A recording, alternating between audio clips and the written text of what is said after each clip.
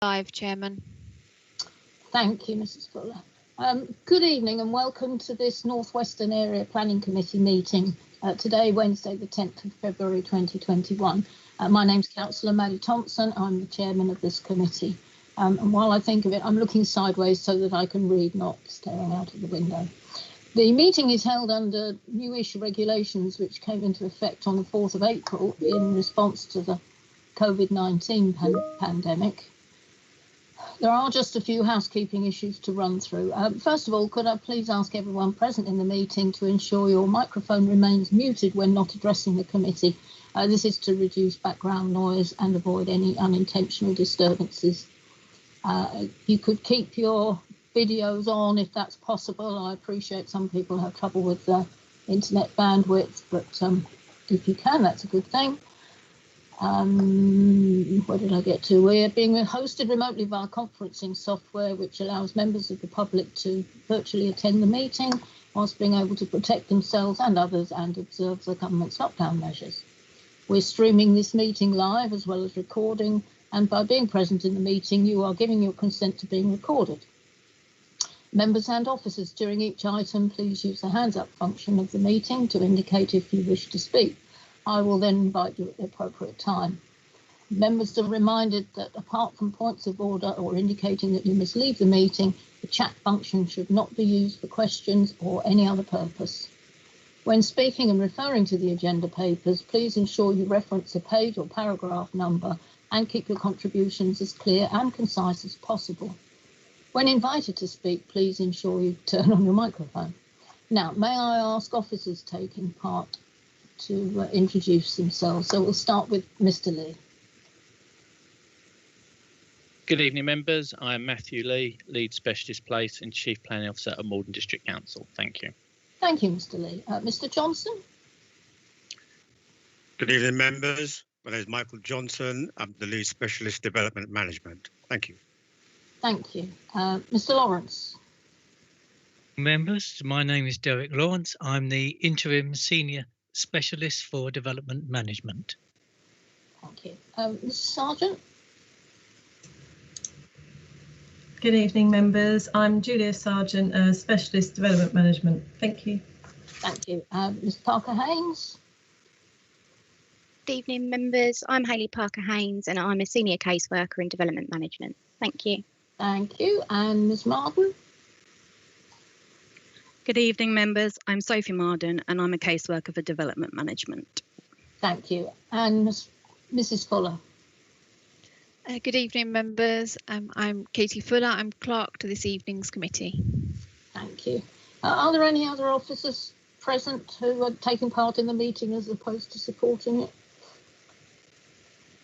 Okay, I'll take that as a no.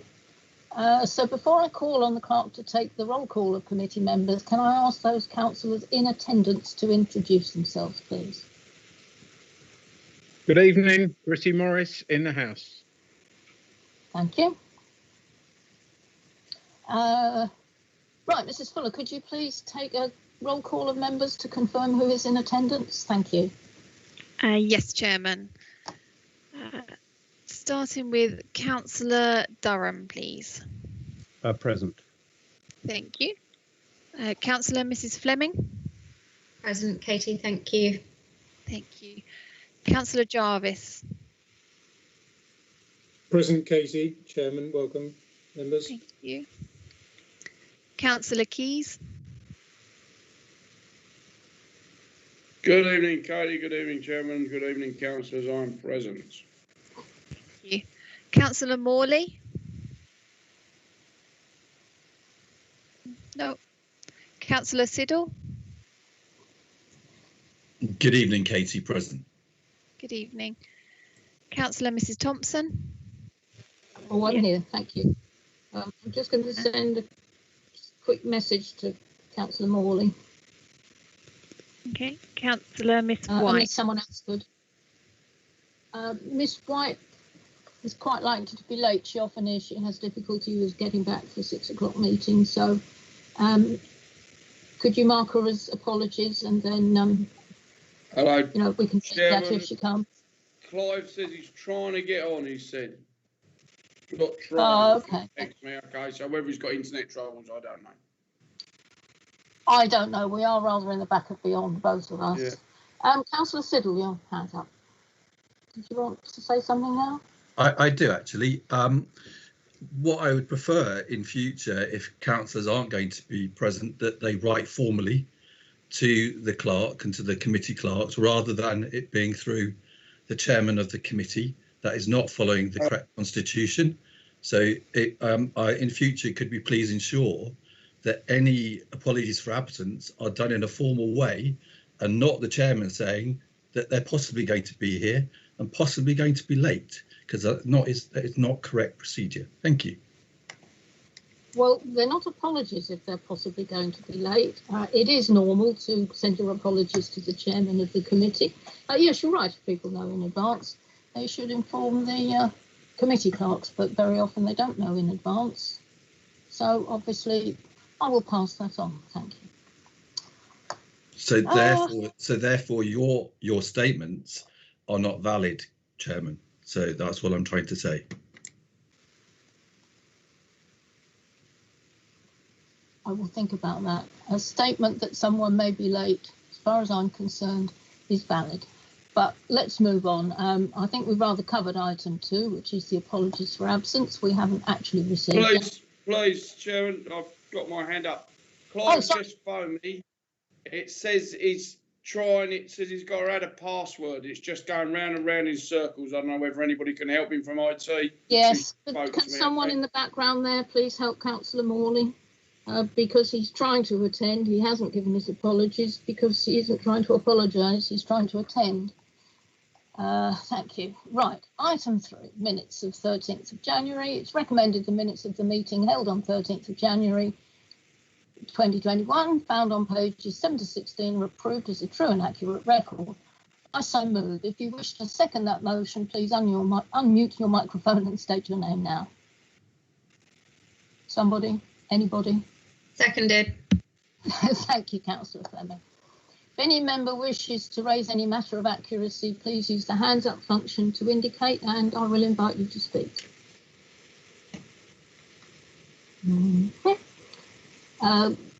Mrs. Fuller, can you advise if there is anyone to speak? I'm not seeing any hands. Councillor Siddle has his hand up. Right, Councillor Siddle.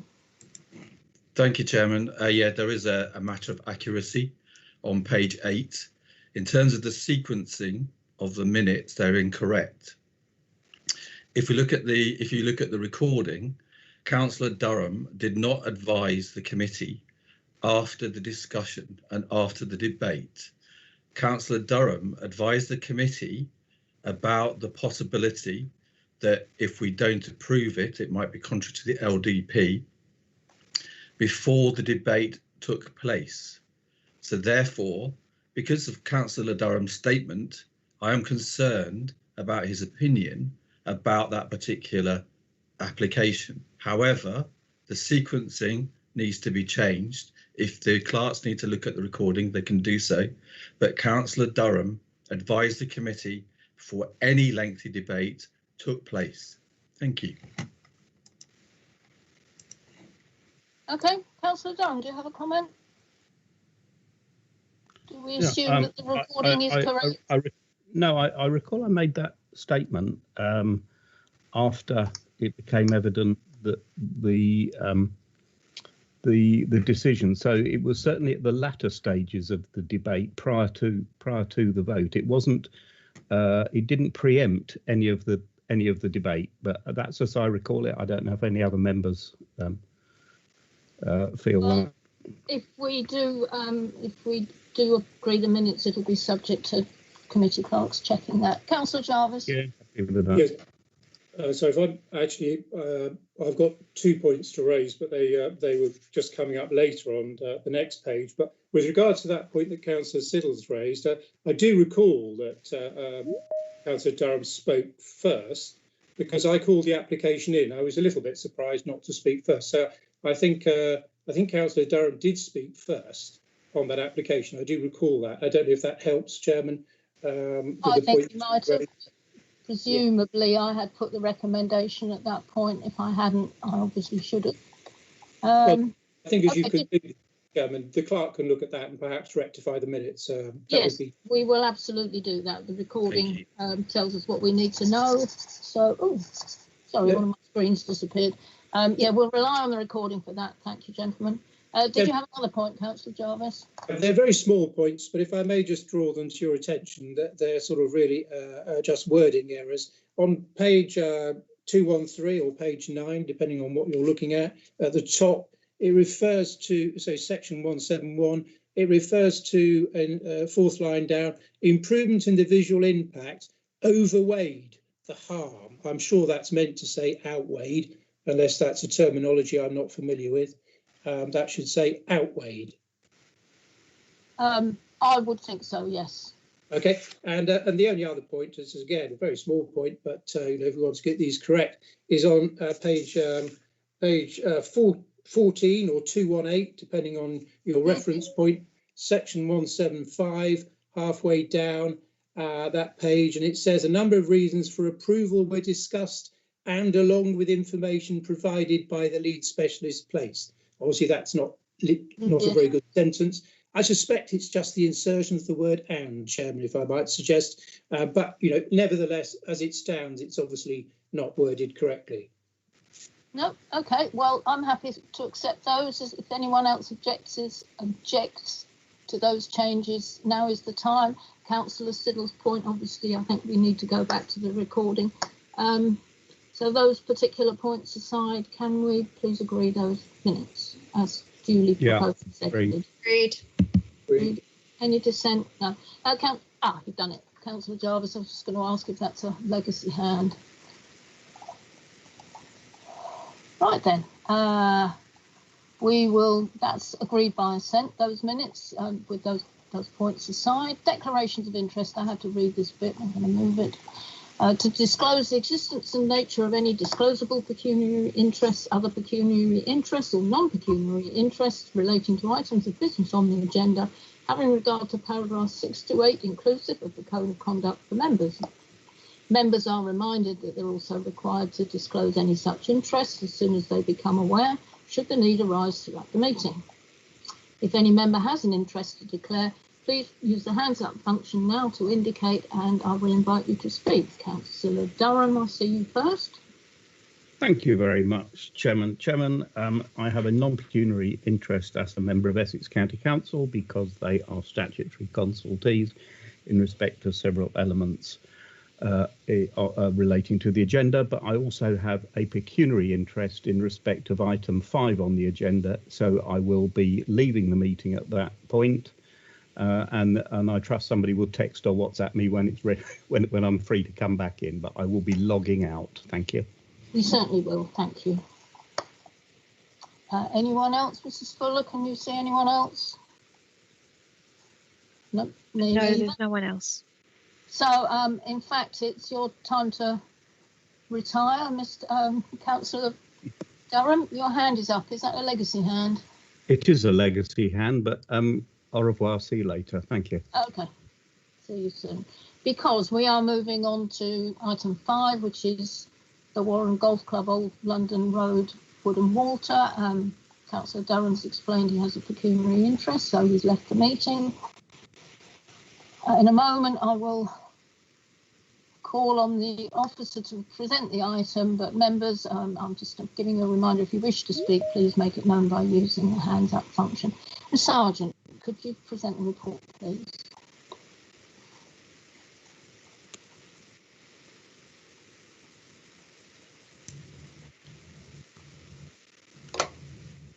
Apologies, Chairman, just getting it up.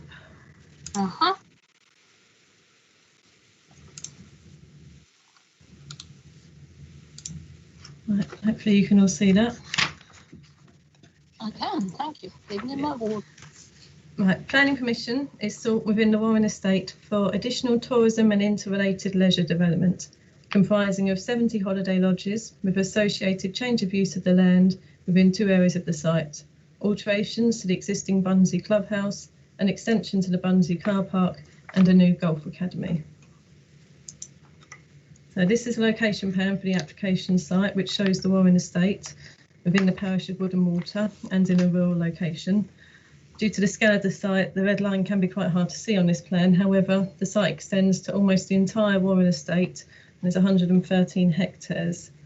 To the west of the application site is Woodham Walter Common, which is designated as a special site of scientific interest, and parts of the application site itself are also designated as local wildlife sites, with areas also covered by a tree preservation order. Oops, wrong way. This slide provides an overview of the proposal and the locations for each element. Within the northern part of the application site is the Bunsey Clubhouse and associated Bunsey Downs Golf Course, which is this area here. Well done. Thank you. Right, you're welcome. Bye. To the south of the clubhouse, across 3 of the fairways, permission is sought for 50 holiday lodges. Permission is also sought for the refurbishment and alterations to the Bunsey Clubhouse, alongside an extension to the Bunsey car park, which is here. More centrally within the site is the location over here for 20 proposed holiday lodges, as well as the position for a new golf academy building, which would be to the east of the main Warren Clubhouse, just shown here on the side. The slide also provides a good overview of the existing facilities at the Warren estate, which includes the main Warren Clubhouse, the associated 18-hole Warren Golf Course, and the Herbage Park holiday lodges within the southeastern section of the site, which is this area here. And within this section, there is the Warren Active, which is a gym and swimming pool complex for use by the holiday lodges, as well as offering paid membership, as well as the Bunsey Down Clubhouse, which again is in the northern section, and the associated Bunsey Golf Course and the Badgers Golf Course. This slide shows an aerial view of the application site, and you can see the existing Bunsey Clubhouse here, and the area to the south where the 50 holiday lodges are proposed, and an open area of grassland here, which is where the 20 lodges are proposed. The Golf Academy building is proposed just here at the edge of a driving range. This slide shows the site plan for the 50 holiday lodges, the Bunsey Clubhouse and the extension to the car park. The existing vehicular access from Little Baddow Road would be retained, which is shown here, and the car park will be extended to the south in this area here. The footprint of the Bunsey Clubhouse itself would not change as part of the proposed development. The 50 holiday lodges are shown laid out here to the south of the clubhouse. The land currently is undulating, slopes from the northwest in this area down to the southeast, areas of trees, soft landscaping as it's currently part of the golf course. It's got a well-maintained soft landscape appearance. There's a public footpath running along the eastern boundary here. And to the west of this section of the application site is Common Lane, which is also a public footpath for the southwestern third of its length. This site plan shows the 50 lodges set off internal access roads. Each would have parking for 1 or 2 vehicles, as well as room for 3-metre deep decking to the rear of each unit. All the main access roads would be 5 metres wide and permeable construction using grasscrete. 2 detention basins are shown in the southwestern section of the site as part of the surface water drainage scheme. It's stated within the application that the 50 lodges would be a family orientated short break holiday park to be used year round. This plan shows the landscape strategy for this section of the site with new tree and shrub planting proposed to site boundaries as well as within the site. This is the site plan for the 20 holiday lodges and the Golf Academy. The 20 holiday lodges would be positioned, as I said earlier, and they're more centrally within the Warren estate to the east of a dwelling known as Wayside, which is a non-designated heritage asset. It's currently rough grassland bordered to 3 sides by existing trees and hedgerows, and it's open to the south only, which is a tree-lined internal access road within the Warren estate and also a public footpath. Again, these lodges set around internal access road would both all have decking and parking for 1 vehicle. The supporting information also states this lodge would also have a 2-person hot tub each.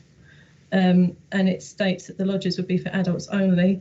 However, this is not something that could be controlled through a planning condition. Again, they're to be used year-round for holiday short-term purposes only. The Golf Academy is shown to the east of the main Warren Clubhouse and to the rear of an existing belt of trees. This is the landscape strategy for both the 20 lodges and the Golf Academy sites. Again, additional planting is proposed to both areas. Now, whilst the holiday lodges would fall within the statutory definition of a caravan, indicative plans for a 4-bedroom lodge and a 2-bedroom lodge have been submitted. And the application states that the 50 lodges proposed to the south of the Bunsey Clubhouse would be finished with black timber weatherboarding, and the 20 to the east of Wayside would be finished with natural timber cladding. The finish is something that could be dealt with for a condition if necessary. That's a 2-bedroom lodge. This plan shows the existing site plan of the Bunsey Clubhouse. Its footprint wouldn't alter as part of the proposal, although it would get a canopy to the front elevation. This is the existing roof plan. At present, the rear of the clubhouse comprises 2 relatively dilapidated barn-style sections, which is this area and here, which I'll show better in a few slides. This is the existing floor plan. There is an existing small kitchen and dining room facility existing, as well as a bar area, and the 2 rear barn-style sections are currently used as a warehouse and a shed/storage area. This is the existing elevation showing the main front, which is black timber weatherboarded. There's a single-storey rendered elevation which runs alongside Little Baddow Road to the north, and the rear and southern elevations showing the barn sections which will be replaced as part of the proposal. So this is the proposed roof plan showing the 2 new projections to the rear. They would be both finished in black weatherboard to match the main front elevation. This is the proposed floor plan showing the new rear projections forming an indoor activities hall and a new 92-seater restaurant. The existing kitchen area would be reconfigured and the existing dining room would become an activities reception area and the bar would become a cafe. An outside seating patio area associated with the restaurant is also proposed to the south of the building here. So these are the proposed elevations for the clubhouse, keeping the same footprint with the exception of the new front canopy, which you can see here. The alterations would have a brick plinth and timber weatherboarding in black to match the existing front elevation with a tiled roof. And the existing single-storey rendered projection to the north would remain as is. So this slide shows the site plan for the Golf Academy building. And these are the floor plans with classrooms and practice bays, as well as small office and kitchen facilities. And these are the proposed elevations. This part of the application site is a fairly steep slope and the building is part single-storey and part 2-storey to accommodate this. The 2-storey element would be roughly rectangular with a further single-storey projection to the south at first floor level. It would be constructed with steel with timber cladding. And here's the roof plan for the Golf Academy. The application has been supported by a number of illustrative plans and photographs, which I'll quickly go through as they give you quite a good overview of the proposal. This is an illustrative bird's eye view from the east, so you can see the 20 holiday lodges, this there location, the proposed Golf Academy, the 50 holiday lodges, the Bunsey Clubhouse with the extended car park. Here's some illustrative views of the 50 lodges. You can see that they've been shown with the black timber cladding. An illustrative view of the clubhouse with the projections here and seating area. Here's an illustrative view for the 20 lodges with a natural timber finish. And illustrative views of the Golf Academy. These are site photographs that I've taken. And these first ones show the Bunsey Clubhouse. The top right shows the front elevation and the bottom right the northern elevation, which wouldn't essentially change as part of the proposal other than a canopy to the front. The top left and bottom left show the existing rear barn style projections that would be replaced as part of the development. Here's some views of the car park, which would be extended to the south beyond the line of the conifers, which would have to be removed to facilitate this. These photographs show the relationship of Apple Cottage and 1 and 2 Hawkins Farm cottages, which are located along Little Baddow Road, with the Bunzey site. So Apple Cottage is the white weatherboarded property here, and top right you can see the rear of 1 and 2 Hawkins Farm cottages. The bottom photograph shows the relationship between the existing Bunzey clubhouse and Apple Cottage, and the proposed replacement rear projections would be in the same location, same footprint. These show views across the site where the 50 lodges are proposed. So at the top left, I'm standing just south of the clubhouse, looking down the site. Then top right, I'm looking to the northwest corner from the southeast corner, so one of the lowest parts of the site, and the other two are views looking directly across the site. So you can see there are areas of trees. It is well landscaped, but also open, obviously, in the fairways. These are views from Little Baddow Road taken towards the site for 50 lodges, taken in winter with the trees obviously having lost their leaves, and you can see that views into the site are possible. These are views from Common Lane towards the site for the 50 lodges. And here we've got views of the site for the 20 lodges. And you can see at the bottom left, there's the public footpath and the internal access road. And bottom right is a picture of Wayside, which is a non-designated heritage asset. And the top left shows from within the area for the 20 lodges looking towards Wayside. And some photographs of the Golf Academy location, and looking east from the Golf Academy and then looking west back at where it would be positioned, and then a view looking further west towards the Warren Clubhouse. I also went and looked at the existing Herbage Lodge Park, and there's a photograph there of the Warren Active, which is the swimming pool and gym, as well as existing lodges within the wider estate. So that's an overview of the proposal and the different elements that it includes. The application states it's the aim of the Warren Estate to build a new and unique short break holiday and leisure destination for Morden, with the planning statement further elaborating on this by stating that the applicants wish to expand the range of facilities by providing activity-based short breaks similar to the Centre Parks model. They consider there is a shortage of this form of accommodation in the district and the wider Essex area. Visitors will be able to take part in a range of activities, including golf, archery, horse riding, walking, cycling, and in and around the Warren Estate. The application has been supported by a number of reports and studies, and a key consideration for the application in line with LDP policy E5 is demonstrating an identified need for the new holiday lodges. And as detailed in the report, officers are of the view that the tourism report submitted does not sufficiently demonstrate a need for the proposed type of holiday accommodation in this area. Furthermore, the introduction of the proposed holiday lodges across the two sections of the application site would introduce an incongruous and visually harmful development, which would have an urbanising impact upon the rural character and appearance of the site, and erode much of the open nature of these parts of the application site.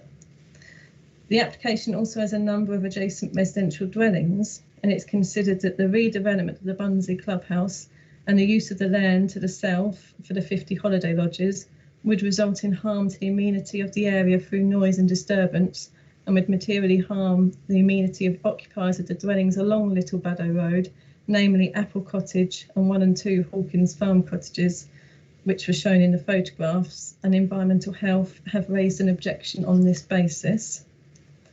The application site contains a number of heritage assets, including Grade 2 listed buildings. However, the Conservation Officer has raised concerns on the impact on Wayside, which is a non-designated heritage asset, again shown in the photographs, and it's considered that the proposal would cause some harm to the setting of this asset, although that this would be limited. However, given the need that for the additional holiday units has not been accepted and the harm to the landscape that the development would cause, it is considered that the public benefits would not outweigh the limited harm, and the proposal would therefore result in unacceptable harm to this heritage asset.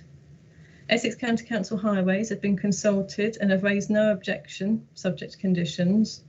One condition they've recommended is the submission of a workplace travel plan and monitoring fee. As it relates to the payment of monies, it's considered this would be best dealt with for a 106 legal agreement. The agent has agreed to the principle of the condition. However, in the absence of a completed 106 agreement, the impact of the proposal cannot be fully mitigated. As the application site is located within a rural setting with little to no access to public transport, the workplace travel plan is considered necessary to reduce the use of single occupancy vehicles as much as practicable in relation to staff working at the Warren estate. So overall, whilst it's acknowledged that the proposal has the potential to generate employment and generate economic benefits through job creation and increased spending within the district and adjoining districts, this is not considered to outweigh the material harm that has been identified, and overall it is considered the proposal would not represent sustainable development. The recommendation is therefore one of refusal for the reasons outlined in section 8 of the main report. Thank you, Chairman. Thank you. I've got you, Councillor Jarvis, but we have 3 members of the public to speak. And before that, I should just say that we managed to get Councillor Morley into the meeting. Unfortunately, the presentation had begun, only just, but it had begun. So I'm afraid you won't be able to vote on this one, Councillor Morley. But I'm sure if you have any observations, you're certainly free to make them since you have heard most of it. So we turn first to Mr. Robbie Davis, who is a supporter. That's submission 1. Are you ready? Can we just check we can hear and see you, Mr. Davis?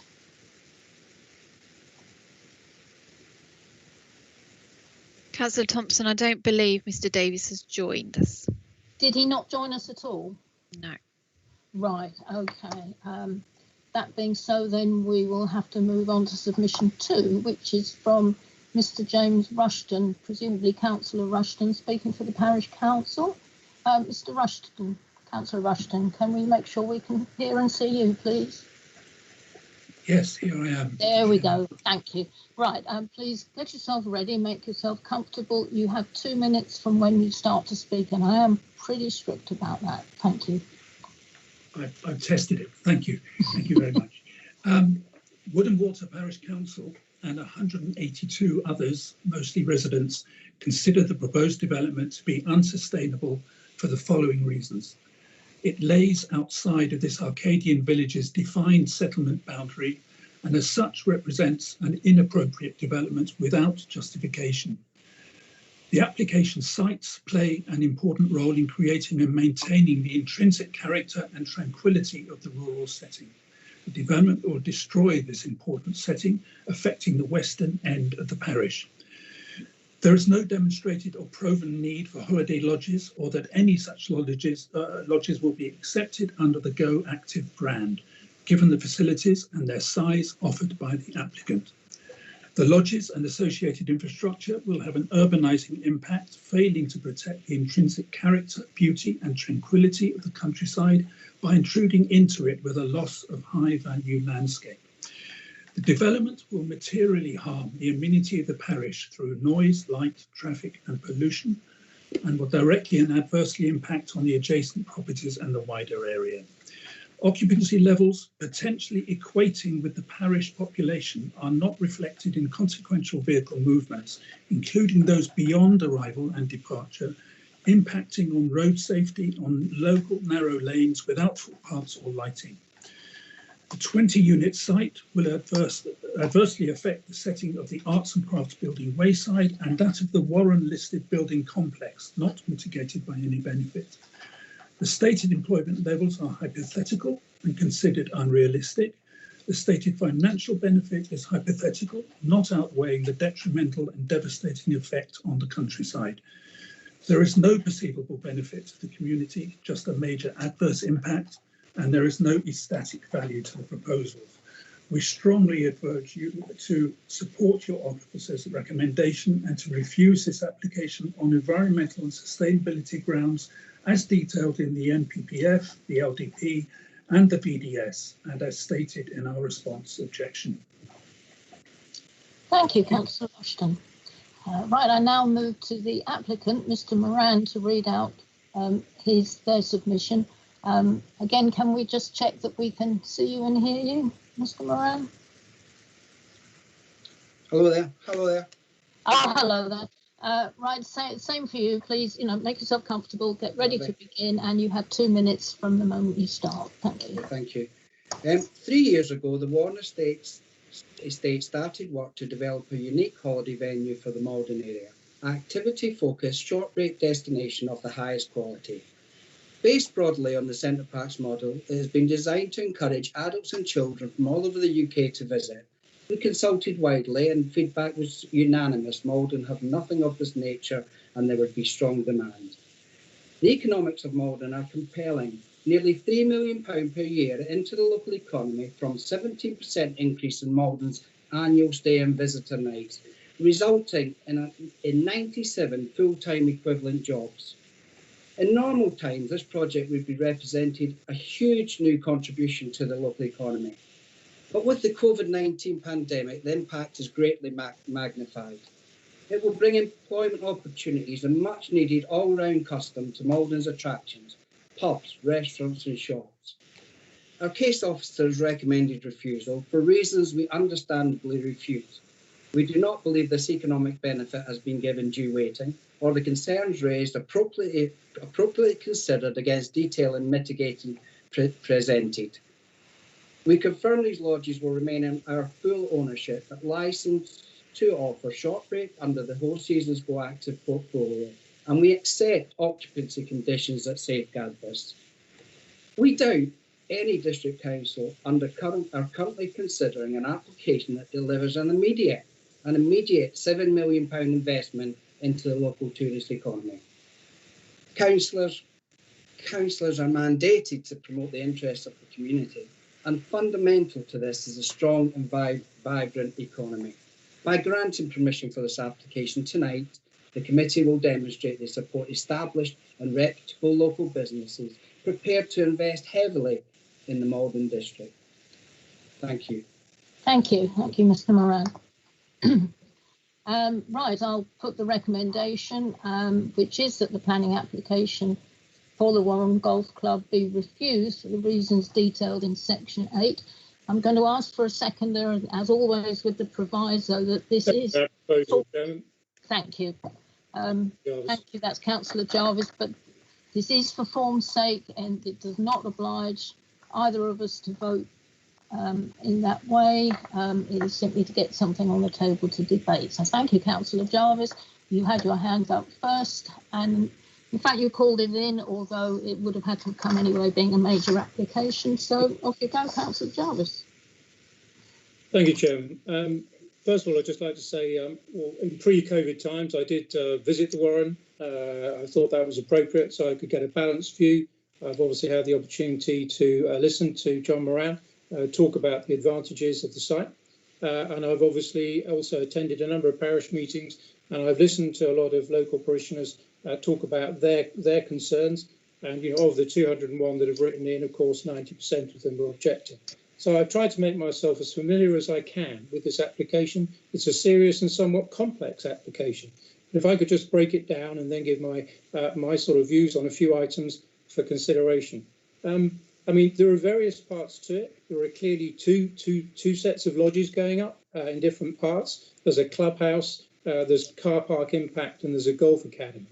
I'm not going to focus too much my comments on the clubhouse and the golf academy because I have to be frank, they're same square footage, the clubhouse, that looks like an improvement to me. And the golf academy looks, I'm not going to focus my attention on those, but I'm going to focus my attention on the lodges, and I'm going to focus my attention on the car parks that come with the lodges. I think, first of all, it has to be said that John Moran and his team have obviously trying to do something for the benefit of the economy. This is a good thing, and I think the officer's report recognises that. They are looking to create new jobs. It's difficult to pin an exact number on that with any precision. But I think the important point there is that they do have to establish a clear tourism need. And it's not obvious from the documentation that I've looked at or from the officer's report that they have actually done that. Is there a tourism need? This is very important, E5, as you know, Chairman.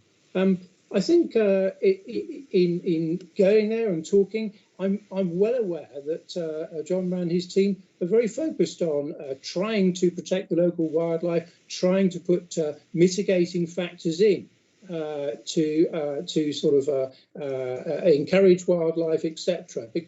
But essentially they will end up destroying an awful lot of open field, open countryside. So I think although some of their measures, must be noted, and I'm sure officers have noted those, and there are some of the reports that councillors may have seen, may have read attached, support some of those measures. I think on balance, and this is very important, of course, in weighing these things up, that this will have a huge impact on the loss of habitat locally. This is a very large development, 70 lodges in all, and this will cause a big impact on Woodham Walter, which is a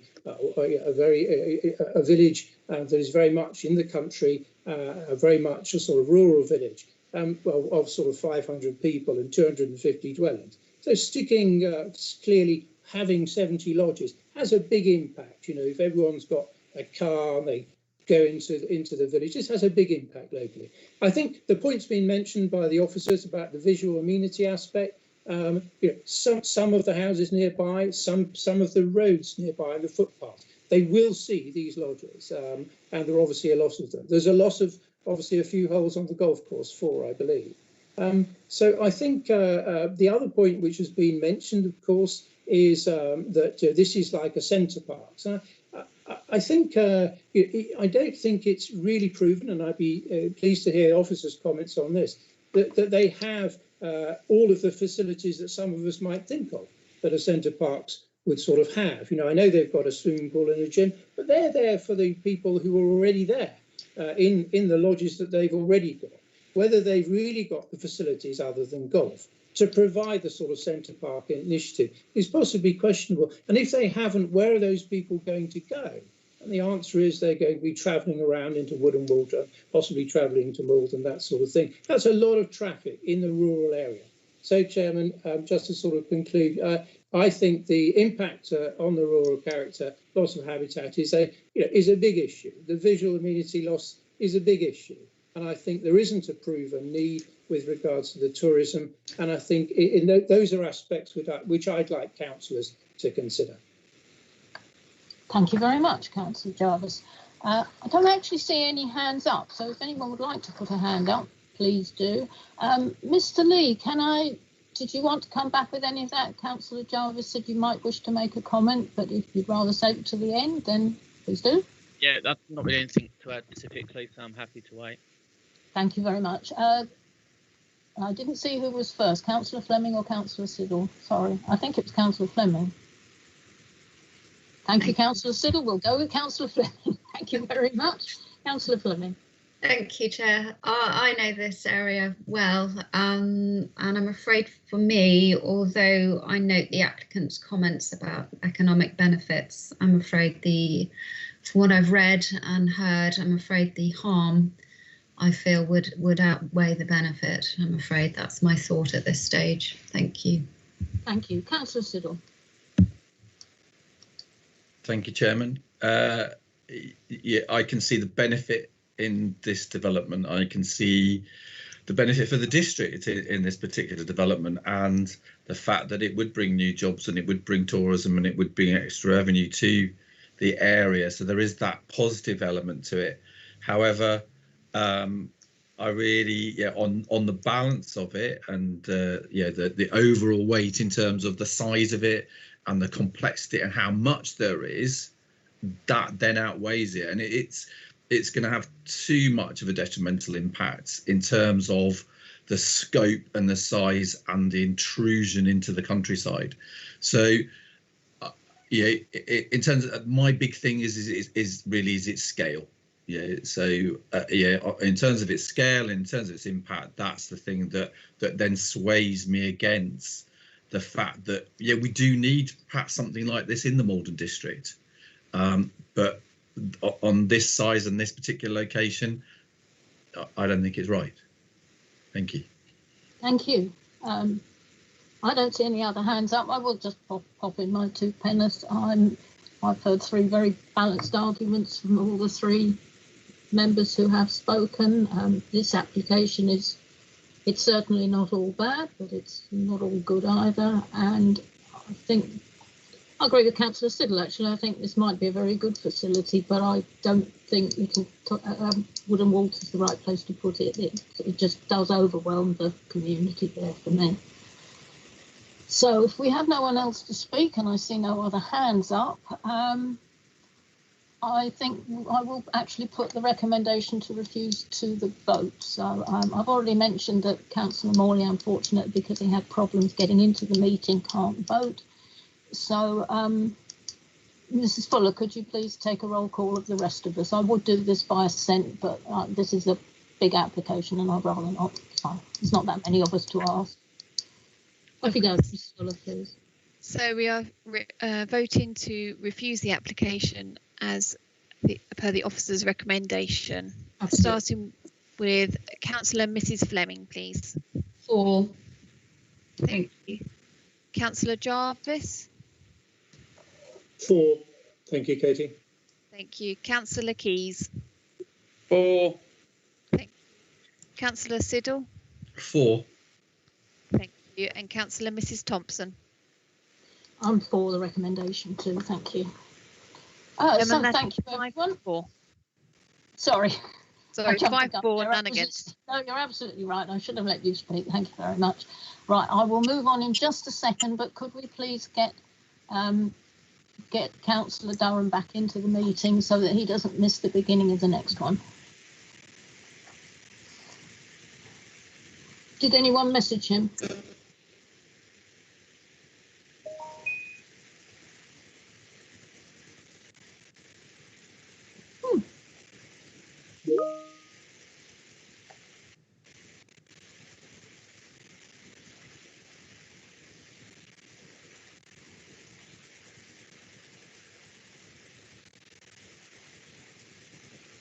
I've messaged him, Chairman. Thank you.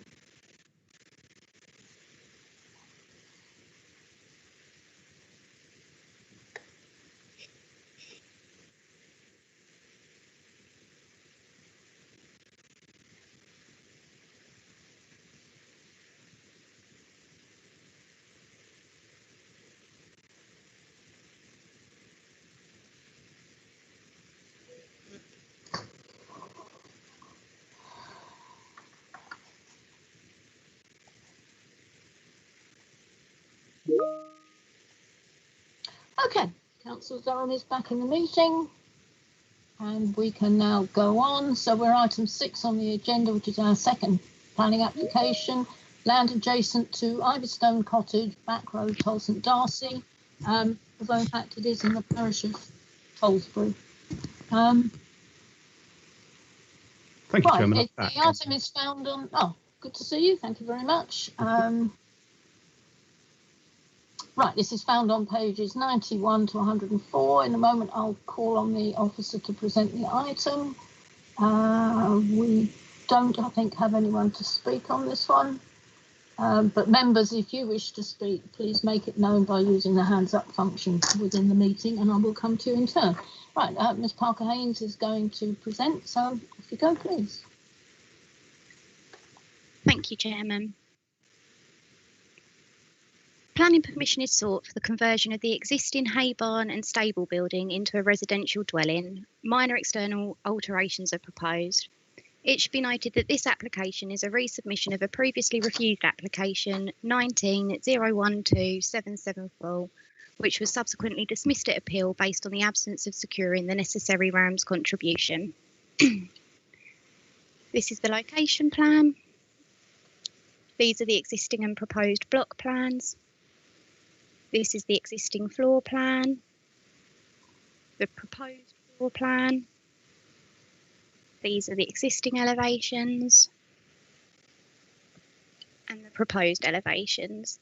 The external alterations include increasing the height of the lean-to roof on the northern elevation, the addition of roof lights and the replacement of external finishing materials. This is explained further in section 3.1 of the officer's report. Photographs of the existing building. The appropriate mitigation has been secured as part of this application, and having taken all relevant material considerations into account, it is considered that the proposal would be acceptable and is therefore recommended for approval. Thank you, Chairman. Thank you very much.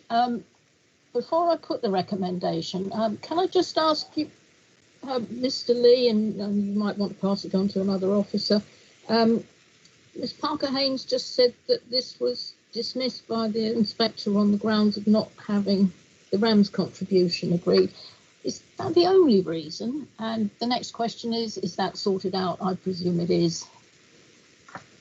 For you, Chairman, yeah, I can confirm that that was the only reason for refusal for the application being dismissed. So they have submitted a unilateral undertaking with this application.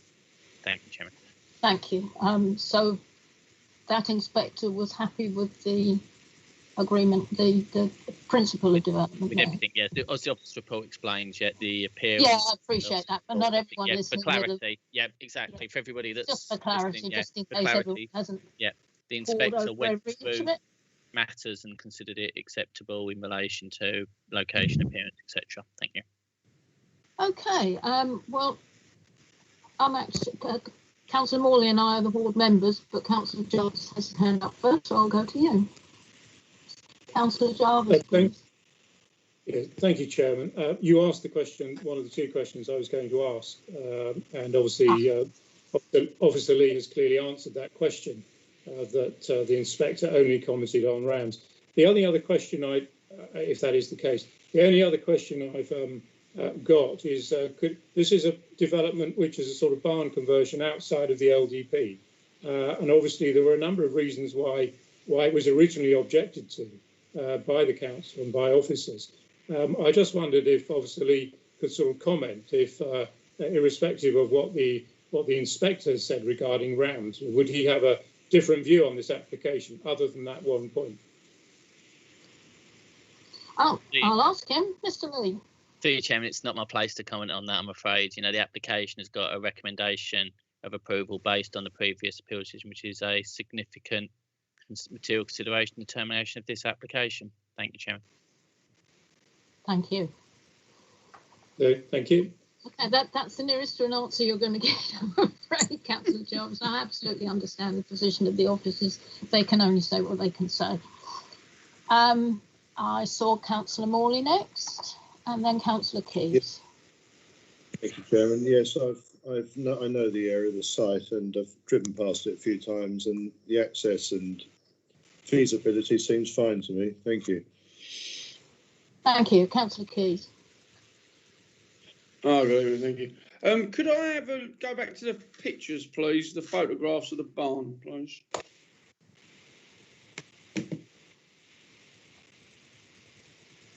Thank you, Heidi.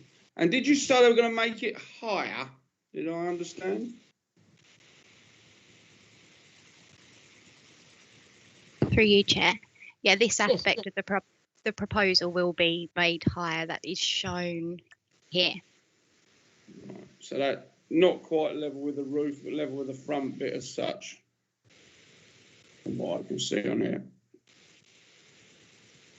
Right, yeah, no, that's yeah, I can see where you're coming from. Just above the drain pipe, I tell you, that's a drain pipe. Was it in the middle of the top left-hand picture? No, yeah. Right, yeah, no, that's yeah. I'm a bit intrigued, the same as Councillor Jarvis, but anyway, we can leave to be intrigued. Thank you very much, Officer. Well, thank you. I'll have my little turn last as I'm a ward member. I'm going to answer some of the question that I think Councillor Jarvis wanted to have answered, but couldn't. I think I can only say the inspectors are so independent, they don't even have to agree with each other. And sometimes you get decisions like that, but this is local government and it doesn't have to make sense. Well, thank you, members. We have the recommendation to approve on the table, duly seconded. Mrs. Fuller, could we take a vote, please? Apologies, Chairman. I missed who seconded the proposal. Chairman, I'm not sure you did that, actually. Apologies. I don't think you did.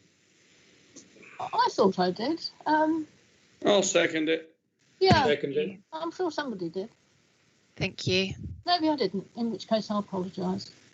I'll That's put it now. We've got it as Councillor now Keith seconded. okay. Thank you. So we are voting for the officer's recommendation of approval.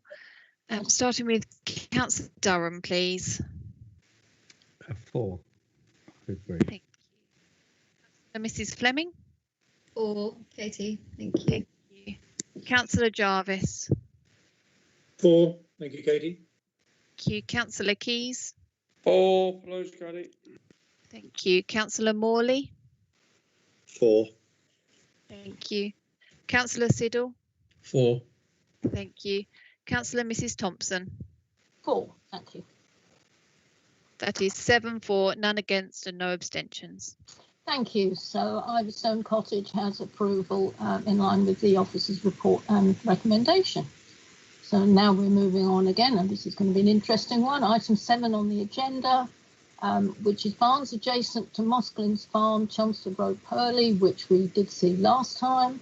I will call on the officer in a moment to present the item. Usual reminder about putting your notional hand up if you wish to speak. So Ms. Parker-Haynes, could you please present the report? So. Thank you, Chairman. This application was brought before members on the 13th of January 2021, whereby members resolved to grant planning permission for the retention of the existing dwelling house for the following reason. Since the determination of the last planning application, the council is no longer able to demonstrate a 5-year housing land supply. This is considered to weigh in favour of the proposed development. Furthermore, the previous reason for refusal regarding private amenity space has now been overcome. Since the resolution of members on the 13th of January, an appeal decision has been received, which is considered to be a material consideration in the determination of this application. As stated within section 2.4 of the officer's report, it is considered that any new and relevant material consideration should be fully considered by the decision maker prior to the determination of an application. This includes when additional information is made available in the period between an area planning committee coming to a resolution and the decision notice being issued. Taking this into account, it is considered appropriate to re-familiarise members with the application. This is the location plan. This is the block plan. These are the floor plans and elevations. These are the elevations of the prior approval scheme. Photographs of the site. The appeal decision is considered to be relevant to this application, as like this application it relates to occupied dwellings which were allowed under a prior approval application. However, the dwellings were not carried out in accordance with the plans as approved as part of their prior approval application. This is explained further in section 3.1 of the officer's report.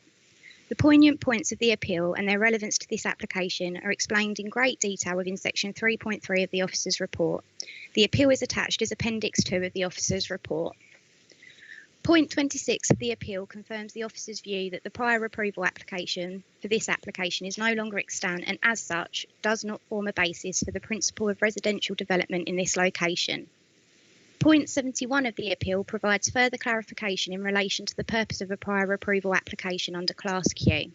The principle of the development of the site and the sustainability of a site are not considerations, let alone material considerations, under a prior approval application, and therefore any prior approval application does not result in the principle of a residential use of the site or the sustainability of the site being accepted.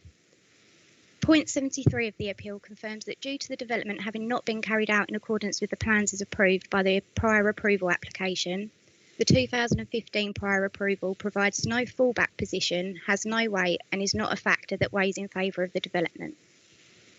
Finally, point 84 of the appeal discusses the weight attributed to the council's lack of a 5-year housing land supply, whereby the inspectorate found that due to the limited shortfall, limited weight should be afforded to this.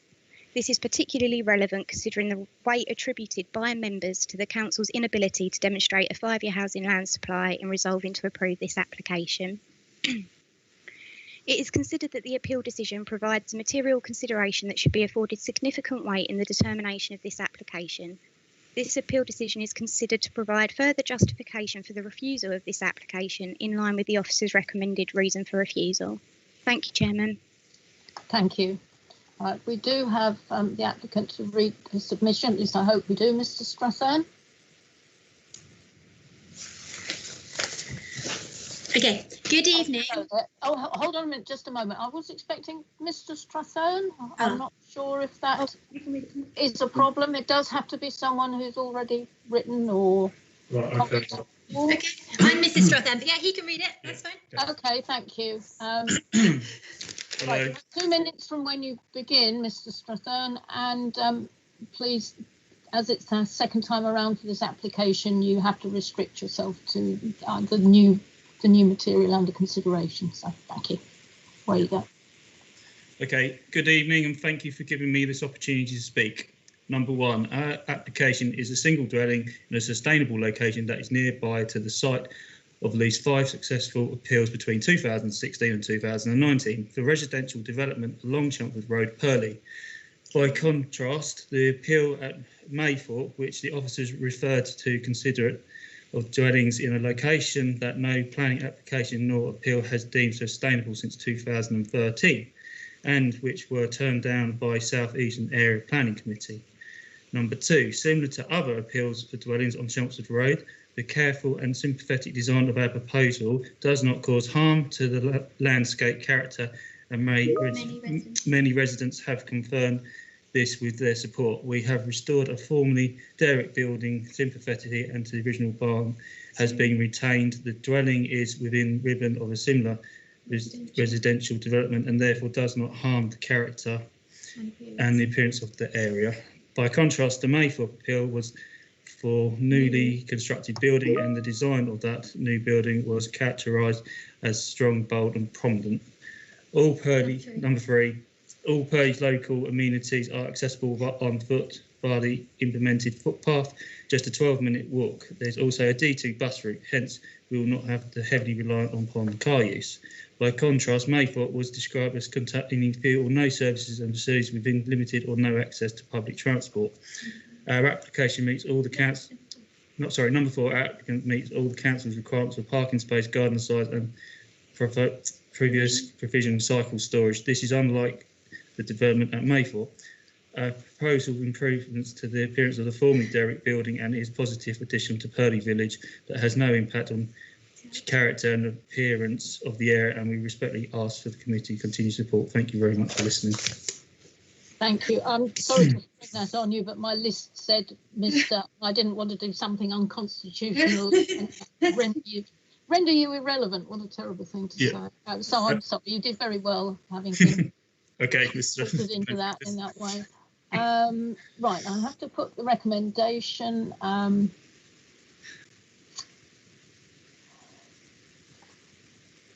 I was thinking, wondering when to refer to Mr. Lee. Have you got any comment to make at this juncture about why this is back, why this had to come back, which I understand it did? I think members would appreciate a bit of an explanation, and then I'll put the recommendation. Thank you. Thank you, Chairman. Happy to assist. As members know, an application must be determined in accordance with the development plan unless material considerations indicate otherwise. And an application is not determined until the decision notice goes out. It doesn't matter whether it's officers, members, the council determines the application, and legally an application is not determined until the decision notice goes out. If a new material consideration arises, then there needs to be a consideration whether that goes to the heart of the matter, whether that looks at the various points that could or would potentially change an outcome. Doesn't say it has to, doesn't say it definitely will, but has the potential to. And if so, legally, the council, as the decision maker, needs to consider these. What you'll see, for example, with a delegated report, which you wouldn't see in the back office, would be that, you know, an officer may well write a report and have it checked by a team leader. But while it's sitting waiting for the decision notice to be determined, a new letter comes in, or there's a new appeal decision, we would update that report to take that into account before issuing decision notice. I said sometimes they may affect the decision, sometimes they may not, but that is the correct process. And what happened in this instance was that a decision notice for an appeal came in after the application had been to committee, but before the decision notice had been issued. That is a very similar form of development. The only other application that we have had where a prior approval had been granted, then not implemented, then expired, and then come back to us that I can think of is this other application that we then refused, and the fact the agent, or sorry, the applicant highlighted that it was at South East Committee. As I said, it doesn't matter, it's the council. It's irrelevant to what chair it falls within in that respect. But that is, the council had received something new of a very similar form of development, and therefore it is a consideration. And what made it slightly even more of a consideration in this instance is that the similarities to the points that formed the reason for approval and how the inspector talked to them points during his resolution of the or determination of the appeal.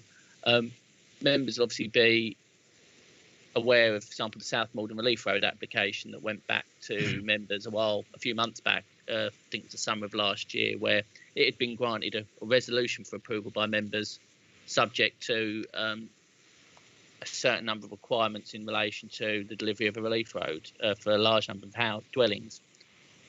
The applicant, through the delivery of the Section 106, changed how that was going to, the funding was going to be managed. Basically, it was going to be Essex County Council rather than the applicant.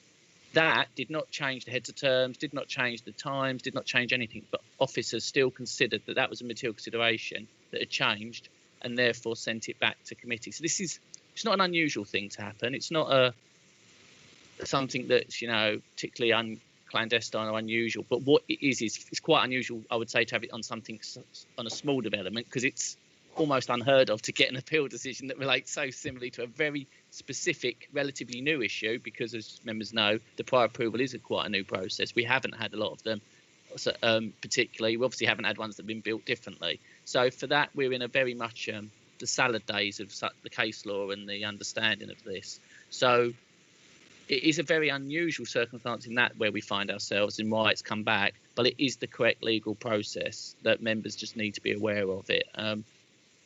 And as I said, even if officers recommend this application for approval at the last committee, taking into account the appeal decision, it would still have to have been brought back to members for redetermination, because the appeal decision is just so similar in nature to this decision or this application. I hope that's not been too long-winded, and I hope it's given a fairly comprehensive explanation, because it isn't a simple question. Thank you, Chairman. Thank you. Actually, you anticipated my next question, which was, well, does this ever happen with delegated decisions that we never hear anything about? And obviously it does. I have Councillor Keyes' hand up, but I am going to put the recommendation first that the barns adjacent to Mosklyns Farm, Chelmsford Road, Purleigh, be refused for the reasons as detailed in Section 8 of this report. Do I have a seconder, please? No seconder. I'll second it.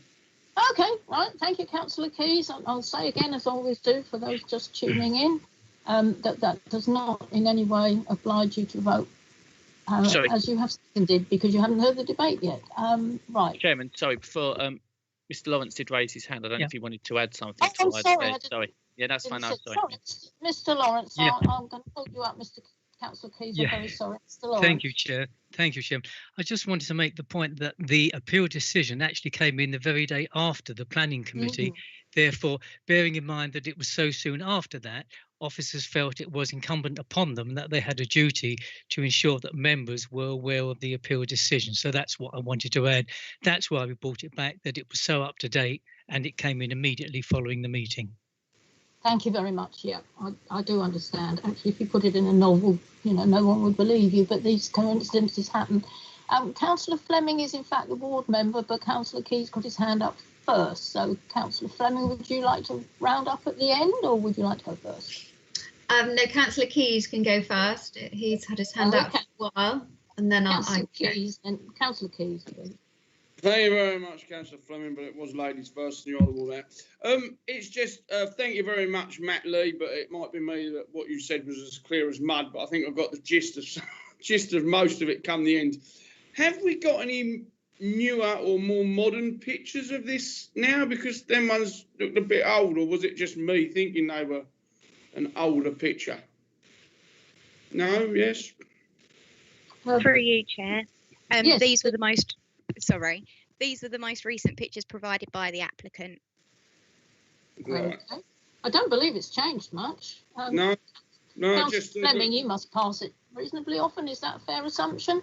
So does it look like it looks in the pictures? Yes, it does. Thank you. Right. Right, there you go, Okay, no. Councillor Pease. It looks like it's not even been there very long. Yeah, well, I know as such where the place is. So it's came back here.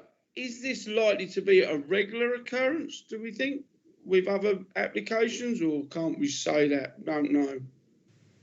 It's Mr. Lee. Let's go. Yeah. Through you, Chairman. I would hope it's not a regular occurrence.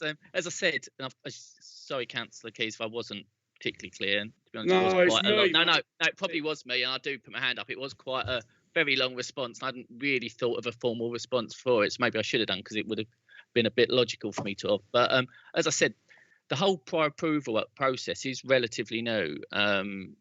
So we've had quite a lot of them, but we've only had a certain quantum of them, and then to have a situation where we have had somebody not build it in accordance with the approved plans, then resubmit, and then for us to make a decision is obviously slightly different, and we're still forming our knowledge base for these decisions. And to as I think it was the chairman said, if you had it in a novel, you wouldn't believe it.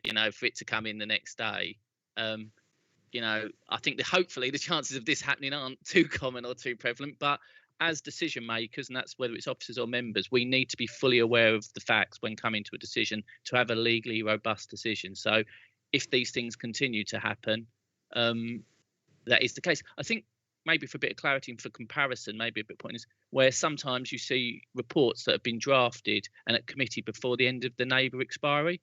And the actual recommendation in that instance is to delegate to myself, subject to no new material considerations coming in.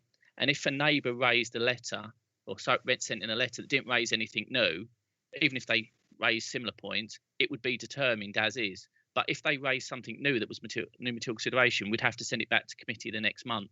So it's similar in that respect, where we have had them before, and I'm not sure if it's Northwest, but as a district over the 6 years I've been here, we have been in that situation before. And that's something I'd say probably is a little bit more tangible, as in members experienced how it would compare. But generally, I would hope that we don't end up with these regularly happening. Thank you, Chairman. Well, I have got you, Mr. Johnson, but Mr. Lee, I mean, we're talking about a Cooper here, but a prior approval. But in fact, the principle of bringing it back applies to any planning application, I presume. And actually, in 10 years of planning applications, I can only think of the one example that you just mentioned that happened. So it's not unheard of, but it's not common, is it? No, exactly. Is that about right? Through Chairman, yeah, that's correct. That's correct. Yeah. Thank you. Right, Mr. Johnson, and then we'll carry on with the members, please. Yes, thank you, Chairman. Again, just to underline some of the points here, and what my colleague Mr. Lee picked up about the consideration of this material in between the resolution and the issuing of the decision. What underlined our position, as well as the fact that the Cooper had expired and the development had taken place, so therefore it was not in accordance. In addition to that, it also underlined the fact that the fact that there is no fallback position also is in the sense that this is not a site for a residential development that would have been allowed in the first place. Yeah, so on all counts there is no fallback position. Had it not been for a Cooper, which the criteria is outside of our control, if it complies with the legislation, then it has to be allowed. This goes beyond determinations that we would make through our development plan, such as the settlement boundary issues inside and outside, and issues of that case. So part of our bringing this back to members is also on the basis that had we had this decision before it came to members, this would have been included within the report and would have supported officers' position on the fact that there is an appeal decision, which is a material consideration to be taken into account. So that's to support and hopefully for members to understand why this is in front of them to assist officers' recommendation. This would have been with you had it come before. It's just a case that it just came afterwards. Thank you, Chairman. Thank you. Right, I've got Councillor Fleming, then Councillor Siddle, please. Councillor Fleming. Can't hear you, you're muted. You're muted. Councillor Fleming. I'm on and back. That's better. Thank you, Chair. I think we're all grateful to the officers for their diligence in bringing this back to us. However, I'm not entirely sure I agree with the relevance of the Althorn appeal. Having read it, I can see quite large differences. That seemed to be a rebuild, if you like, and also Althorn is quite a different village to Purleigh, and the citing of that appeal is different. You know, reading the inspector's words, I'm not entirely sure that I agree with the relevance of that appeal. And, you know, we heard from the applicant about the appeal cases. I think if Hayley can bring up the location plan again. Hayley, do you have that, Miss Parker-Haynes? You could do that, Miss Parker. Yeah, sorry, I'm on it. Thank you.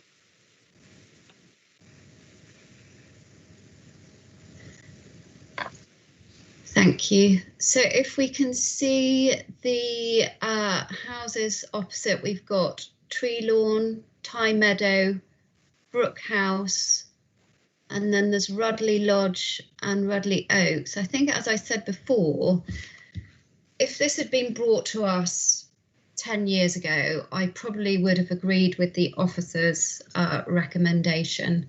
However, because of the appeals across the road there, the character of this area has changed significantly. And, you know, the inspector, particularly, I mean, and these were appeals when we had a 5-year land supply. They're relatively recent. I think it was 2019. Maybe one of the officers can help me with that. I think at least one was. I believe at least one was. Some were much older, but some, I think one was. Yeah, I think there's sort of 2 or 3 maybe that were in 2019, where the inspector ruled that they were in a sustainable location and that there was no harm to the area. So, I mean, I'm afraid that's where I place my weight with the inspector's decisions there in very close proximity. Thank you. That's all I have to say for now. Thank you, Chair. Thank you. I think I only had Councillor Siddle's hand up, but I can't see him at the moment. Yes, I can. Councillor Siddle, please. Thank you, Chairman. I would just like to agree with what Councillor Fleming has said. This is a sustainable location. It is on a bus route. There are other houses around. There are houses built recently. There's been a house built over the road on what used to be a nursery. So there is far more development in this particular area, and therefore it is sustainable. I also question whether this is a members' meeting, because having four officers putting their point of view at this meeting, I feel is totally unnecessary and is an overkill in terms of them trying to get their message across to us. It does not require 4 officers to present their case, and I find that questionable. Well, I'm the chairman and I don't, so there you go. I find it perfectly acceptable for the officers to bring as many of their colleagues as they feel they need to. Mr. Lee, I see your hand up. Sorry about that. Thank you, Chairman. Just for a little bit of clarity, and just on a comment on Councillor Fleming made, I totally acknowledge that the appeal decision that we have relates to an exceptionally large, potentially amount of built form, but it goes to the heart of the matter in the fact that it was not what was approved, and that's similar to this. So to a certain extent, it doesn't in planning terms, my advice would be it doesn't matter whether or not it is a whole demolition and rebuild or whether it is just beyond the prior approval process, because as soon as that happens, it crosses that line out of being able to benefit from that permission or anything like that. So I understand what Councillor Fleming was saying, but I'd just advise, obviously it's almost like there's a line in the sand, and once you step over it, it doesn't matter how far you stepped over it. That would be my advice for the consideration. But yeah, you are right, there is a demonstrable difference in the level of changes and built form amendments and stuff, but that would be my advice for you, just for and all members in the thought process. Thank you, Chairman. Thank you, Mr. Lee. Right, I've got Councillor Jarvis and then Councillor Fleming would like to come back, but I'll leave her till last if I may. Councillor Jarvis. Thank you, Chairman. I'll be brief. I mean, I'd just like to thank officers. Clearly, they were obligated to bring this to our attention. Thanks very much, all four of them, for going through that and giving us their view with regards to materiality, which obviously all councillors will take on board when they weigh up their decision. But at the same time, of course, councillors will also take on board all of the other factors in this specific application. So thank you to the officers for explaining it to us. Thank you, Chairman. Thank you. And Councillor Fleming, I think let's wind up with you. Thank you. Thank you, Chair. I just wanted to go back to Mr. Lee, because my understanding was that the changes to the design were minor changes to the fenestration. Is that right? If I understood that correctly? Mr. Lee, please, or Ms. Parker-Haynes, whoever you think is appropriate. Through you, Chairman, it may be more appropriate for Ms. Parker-Haynes and just call up the plans and go through that. To a certain extent, though, sorry, to clarify though, as we're talking about the prior approval, as soon as you go beyond that, it just means that that couldn't be implemented. So it is like, let me try and think how best to word this, but I'll get Ms. Haynes to maybe take you through it, and I'll think about it and come back to you. Okay.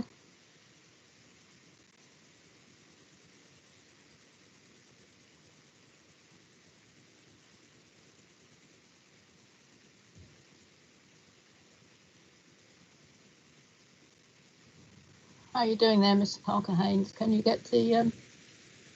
Yes, sorry, Chairman. I know these things aren't instant. We're only just getting the hang of the virtual thing when we'll probably have to stop again. Thank you. So yeah, the changes from the prior approval scheme include the addition of the roof lights and amendments to the positioning of the openings, which I think was to do with the practical design of the building. I'd also just like to comment on the appeals that have been mentioned. I think these relate to Tree Lawn, Brookhouse, Tye Meadow and Sunnycott. The most recent one that was allowed on appeal was the 15th of March 2019 and was in relation to Tye Meadow. All of these properties do sit a minimum of 190 metres closer to the settlement boundary and do benefit from access to the formalised footpath. Tree Lawn was determined prior to the adoption of our local development plan, and Brookhouse was for the consideration of replacement dwellings rather than new residential dwellings. Thank you. Okay.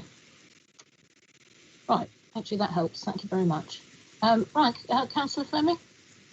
No, that was very helpful, because yeah, that sort of confirmed me, because just looking at the Althorn inspector's comments, he made great play, he or she, about the sort of the built form and the fact that they'd taken walls down and it would been a rebuild essentially. So I see this application as being quite different in that respect. Also, Althorn is a village with few services. Purleigh has everything there. Most weeks I can happily not leave the village. It has everything: shop, school, nursery, there's a bus route, there's a pub. It has everything, village hall. So I see the two cases as being quite different. Thank you. Thank you. Well, the obligation was to consider it, not necessarily to agree with it. So unless anyone else has a hand to pop up, and I'm not seeing any, I think we will take the recommendation to refuse to a vote, please, Mrs. Fuller.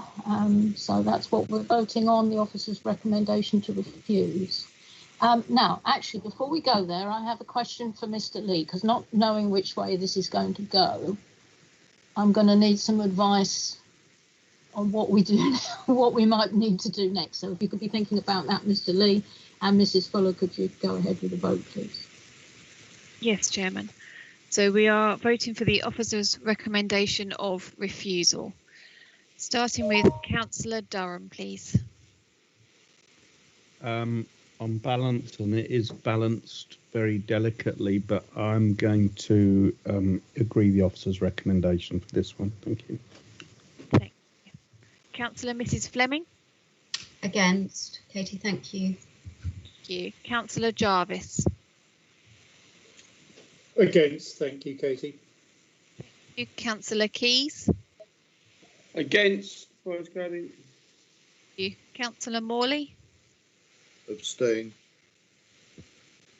Councillor Siddle. Oops, sorry, I'm pressing against. Thank you. Councillor Mrs. Thompson. I'm still for the recommendation, as I was last time, to be fair. So thank you. What's the scores on that, please? Mrs. We have Fuller? 2 for, 4 against, and 1 abstention. Thank you. So the recommendation to refuse falls. So Mr. Lee, I need some advice, please. Obviously, I need a proposal. Can we rerun the same proposal that was put last time, which would be the most straightforward thing to do, but is that legitimate in the circumstances? Through you, Chairman, the application hasn't been determined, so it still would have to have a resolution by the committee. Right. Obviously the recommendation for refusal stands, or has fallen, but you know that's what the officers have. So it would still need a reason for approval. And my advice would be that obviously members had a resolution last time. If they are happy, if that's still their thought process now, obviously I would just advise that they would add to it a point around the new material consideration that it didn't consider to outweigh the consideration. But unless there's, obviously I don't want to be putting, members haven't really discussed it, so I'm no, they haven't had time. I just want to know what we have to do. Obviously we need a proposal, but do we have to begin at the very beginning, or can we build on the one we had last time? I think, but just for clarity, members, I don't know if I've ever made this quite clear. There's a big difference between reasons for approval and reasons for refusal, where reasons for refusal, officers are much more able to assist you in informing them when there's case law in relation to approval, that it must be clear from a member of public how the members have come to that thought process, and that's what the case law is. So when there is an approval, you probably think I'm not particularly helpful, but it's actually because the law stops that. So without a debate here, it's quite hard to say too much because there isn't anything on the table for me really to comment on. But I hope that's been some assistance. Thank you, Chairman. Yes, thank you. I was only looking for process, so I think I will begin on the basis. I think somebody made an approval last time. I can't look at everything at once. Councillor Fleming, did you make the proposal last time? No, I believe it was Councillor White made the proposal last time. I just wanted to ask Mr. Lee if we could borrow the wording from page 102 of the report from the previous application. Paragraphs 5.8.6 down to 5.8.10. Sorry, what was the page again? So that was page 102. I just wanted Mr. Lee's thoughts on that. Can you confirm what? Sorry, through you, Chairman. Can you confirm the paragraph numbers? Just I was scanning down and then I forgot what ones I was looking for. So it was the previous application, 5.8.6 down to 5.8.10. I was wondering whether that wording would be helpful.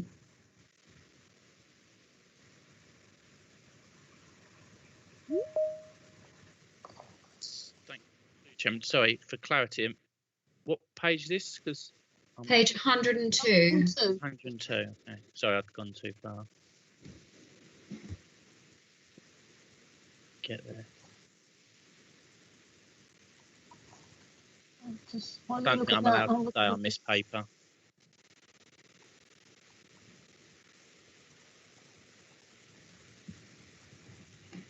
I don't know what you're looking at, Jane. Oh. Yeah, through you, Chairman. Obviously, that's the balance of the tilted balance provision that, that obviously we have to go through now. We don't have a 5-year land supply. Look, folks, I'm going to butt in and say, sorry, we don't have Councillor Miss White to repeat her proposal, so I think we should begin at the beginning. Madam Chairman, I'm sorry, I am here, but I can't propose because I missed the start of this article because of a bad accident driving home, so I've been stuck on the motorway for 2 hours. So I apologise. I'm sorry, Silly, it is good to see you. Okay, so I think we had better go back to the beginning and come up with some words, please. Can I just, in relation to Councillor Fleming's point, obviously members shouldn't advise ever just, for want of a better phrase, cut and paste from a previous report or different application. Obviously, as members will know from reading the reports, officers' reports are quite similar because, you know, the terminology, the planning, language, etc., is, you know, repetitive, for want of a better phrase. I know members sometimes get frustrated at our reasons for how similar they are. So it's not a case of saying that the points within that sections aren't relevant, but I wouldn't necessarily expect a full tilted balance from members, and I wouldn't encourage members just to say we would like to use something from a previous report as a clear that's fine. Repetition. But understood. If members were to look to that may give them some guidance. Thank you, Chairman. Thank you. Councillor Miss White actually proposed the application be approved.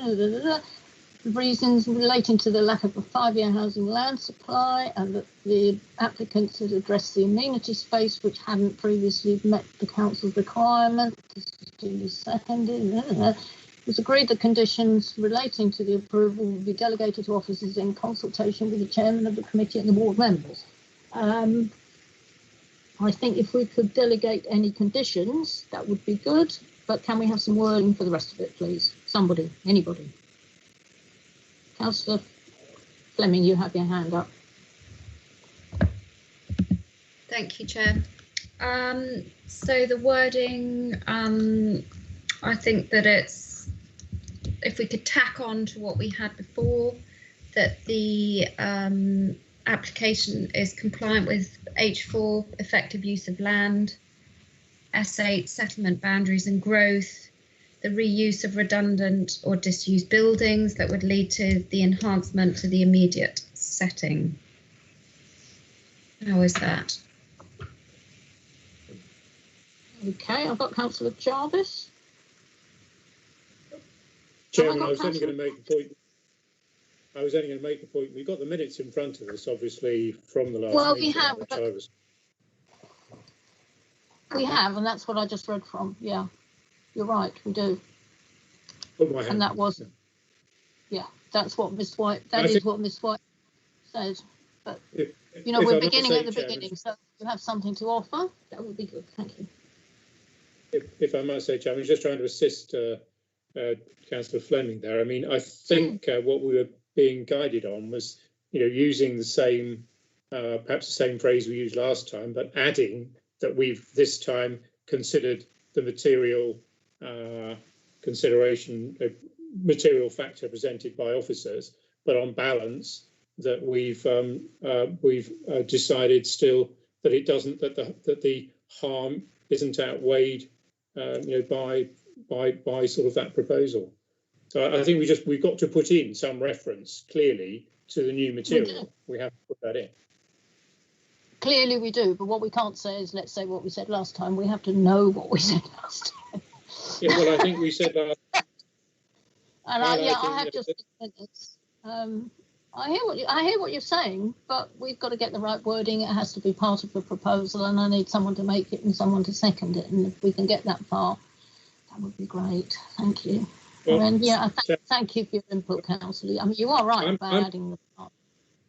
I'm happy to propose that the application be approved, contrary to the officer's recommendation, for reasons relating to the lack of a 5-year housing land supply, that the applicant has addressed the amenity space not meeting the council's requirement. I mean, that's what we said last time, I have to say. That was I'm good happy enough to last second it.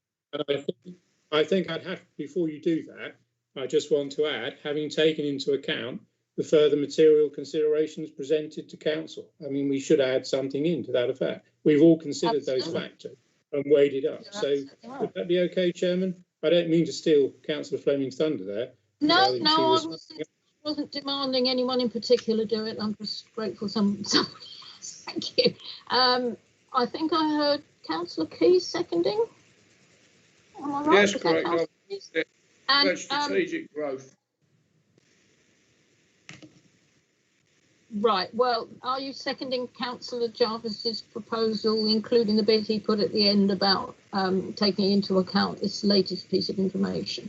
I certainly will do that. Second. Okay. Right. That is Councillor Jarvis's proposal. Is that clear enough, Mrs. Fuller? We did go round and round a bit on that one. It sounded clear enough when we got there, but are you happy with that, Mrs. Fuller? Can we put that to the vote, please? Yes, Chairman. So we are voting to approve the application contrary to the officer's recommendation. Members, I'll take the vote, starting with Councillor Durham, please. Thank you. I'll abstain on this. Thank you. Thank you. Councillor Mrs. Fleming? For. Thank you, Katie. Thank you. Councillor Jarvis? For. Thank you, Katie. Thank you. Councillor Keys? For, please, Katie. Thank you. Councillor Morley? Abstain. Thank you. Councillor Siddle? For. Thank you. Councillor Mrs. Thompson? Against. Thank you. Chairman, that is 4 for, 1 against and 2 abstentions. Yeah, and I can't vote. No, and Miss White can't vote, so thank you. Mr. Lee, I believe I did say in there somewhere delegating the conditions. Yep, that's for you, Chairman. I did note you saying that. Just for clarity, I just wanted to double check that members were aware of that, and there's lots of nodding heads. So yeah, I think there's lots of nodding heads. Yeah. Okay. Right, so we've got Don't that. take too long. Don't take too long, Officer Lee. Hopefully there won't be any more appeal decisions, Councillor Jarvis. We don't be coming back again. Right. I believe we're nearly there, members. Item 8 on the agenda. Next, and I believe last planning application is Willowbank, 4 Heathgate, Wickham Bishops. I will call on the officer in a moment to present the item, and we do have 3 submissions. Yeah, 3 submissions from members of the public. So, oh, Mr. Lee, your hand is up. Did you Sorry, did you need to say legacy. something? Legacy hand. It's not a leg, it's a hand. No, that wasn't funny. Okay, off we go, please. Officer's report. Thank you, Chair. Planning permission is sought for a flat roof dormer to the rear roof slope of the host dwelling with a Juliet balcony and changes to the fenestration of the rear elevation. The proposal includes an extension to the existing garage and alterations to the front elevation, which comprises of new fenestration, glazing, an alteration to the existing front dormer and a roof light, together with the redesign of the front steps and front door. The driveway will be renovated and new decking and paving will be added to the rear garden setting. The application site is situated to the southeastern side of Heathgate, which is a cul-de-sac. The site consists of a 2-storey detached dwelling with a detached double garage to the front. The surrounding area is residential in nature, with dwellings of similar scale but varying appearance. The use of contrasting materials, including cladding, is also present within the immediate street scene. Here are the existing and proposed block plans.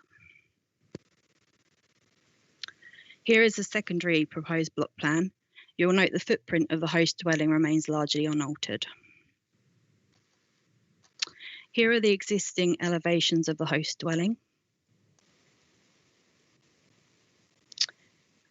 Here are the proposed elevations of the dwelling. It should be noted that the alterations in addition to the front elevation are likely to be within the the tolerance allowed through permitted development legislation. The proposed dormer to the rear is also of a size that could be built under permitted development rights, with the exception of materials. This fallback position should be a material consideration when determining the application. Here are the existing floor plans. Here are the proposed floor plans. Here are the existing and proposed garage floor plans. Sorry, the diagrams aren't changing for me at any rate as fast are they not? As far as they are for you. Now, that might be my internet connection. I just thought I'd better mention it in case anyone else is in the same boat. They are changing, Chairman. Oh, yeah, mine are fine. Well, right, okay. Sorry about that then. It's just my internet's too slow. Thank you. Okay. Sorry. Here are the existing and proposed garage elevation plans. Here are some photographs of the surrounding street scene. The first photograph is of a dwelling 2 doors down from the application site. You will note the use of cladding on the front elevation. The photograph to the top right shows further examples of cladding within the wider locality. Here are the photographs of the front of the application site, noting the garage. Here are some photographs of the rear of the application site, including the rear southeast boundaries. Objections to the flat roof dormer have been received from neighbouring occupiers regarding neighbouring amenity and in particular overlooking. This photograph was taken at first floor level, which has views into the garden and habitable room to the rear of number 1 Heathgate. Whilst the council considers there would be a certain level of overlooking, it does not consider that the degree of overlooking would be materially greater than what exists on site at present, as can be seen through this photograph. Furthermore, as suggested previously, the proposed dormer and Juliet balcony are likely to largely benefit from permitted development rights, whereby the applicant could undertake similar works without the need for planning permission. When assessing if an application falls within permitted development, the outlook of neighbouring occupiers is not a consideration for this type of development.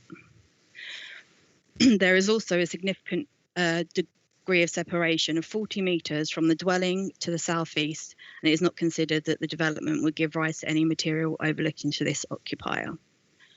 Here are some photographs showing the fleeting views of the application site from Wellands. It is considered that development, by reason of its scale and design, on balance, would not harm the character or appearance of the host dwelling or the locality. Whilst there are views of some neighbouring amenity space, it is not considered that the degree of overlooking would be materially greater than what exists on the site at present, and regard should be had to the fallback position of permitted development rights, which is a material consideration when determining the application. Furthermore, it is not considered that the development would impact upon car parking provisions or private amenity space at the site, and therefore the development is in accordance with policies D1, H4 and T2 of the local development plan and is recommended for approval. Finally, by way of verbal members update, please be advised that policy H1, as mentioned in the conclusion of the officer's report, should be policy H4 and was an administrative error. Thank you. Right, thank you. Well, we will move on to our first public participant, who is Karen Faith. Miss or Mrs. Faith, can we just check we can hear and see you okay? Yes, hello, good evening. Hello, I can hear you, I can't, yes, I think I can see you. Yes, here we go. Thank you very much. You have 2 minutes from when you begin to speak, so make yourself ready and off you go. Thank you. Thank you. This roof design is not a typical dormer window, but a large obtrusive patio door with balcony, occupying 2/3 of the roof space, adding mass and bulk, which modifications have not addressed. It contravenes the local development plan and permitted development, as it's not appropriate to the locality. This is not a small terraced house in an urban area or a property with views. It's an established area of similar detached homes in a historic village. The materials used should be similar to those on the existing dwelling. In Malden's own report, it is admitted that the materials still don't comply with local PD and is of limited architectural merit, so it's unclear why approval is recommended. Impact on neighbouring properties. Please see the supplied photographs. The development should not harm appearance or character of the host dwelling or locality.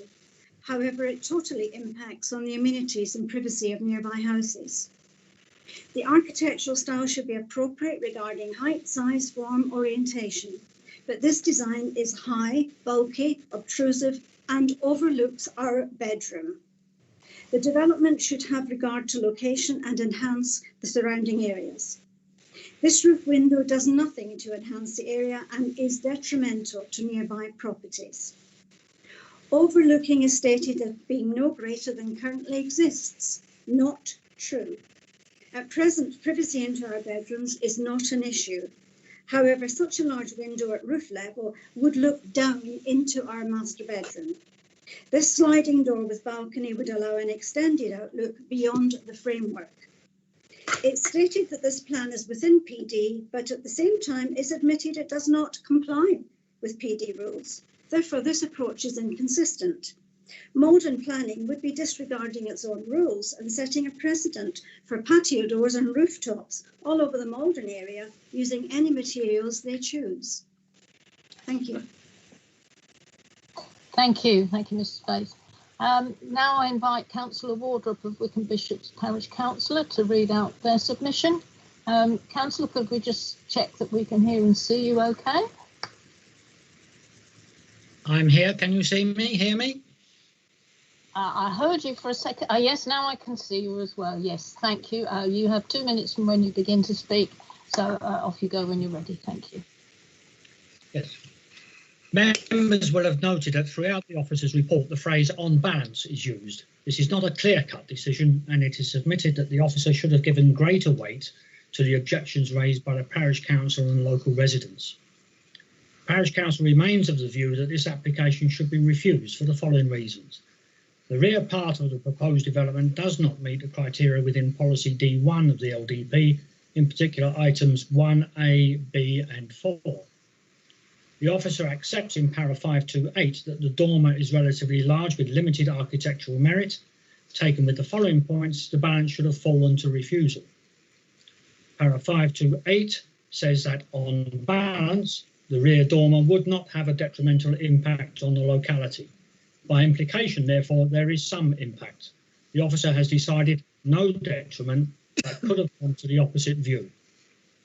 In 528, the officer accepts that the materials proposed would not be acceptable under permitted development rights. They should therefore be a reason for refusal now. The proposed extruding external frame to the dormer would be an unacceptable device to overcome an accepted detrimental impact on neighbouring properties, particularly 1 Heathgate. It would be incongruous set against the rear elevation as a whole.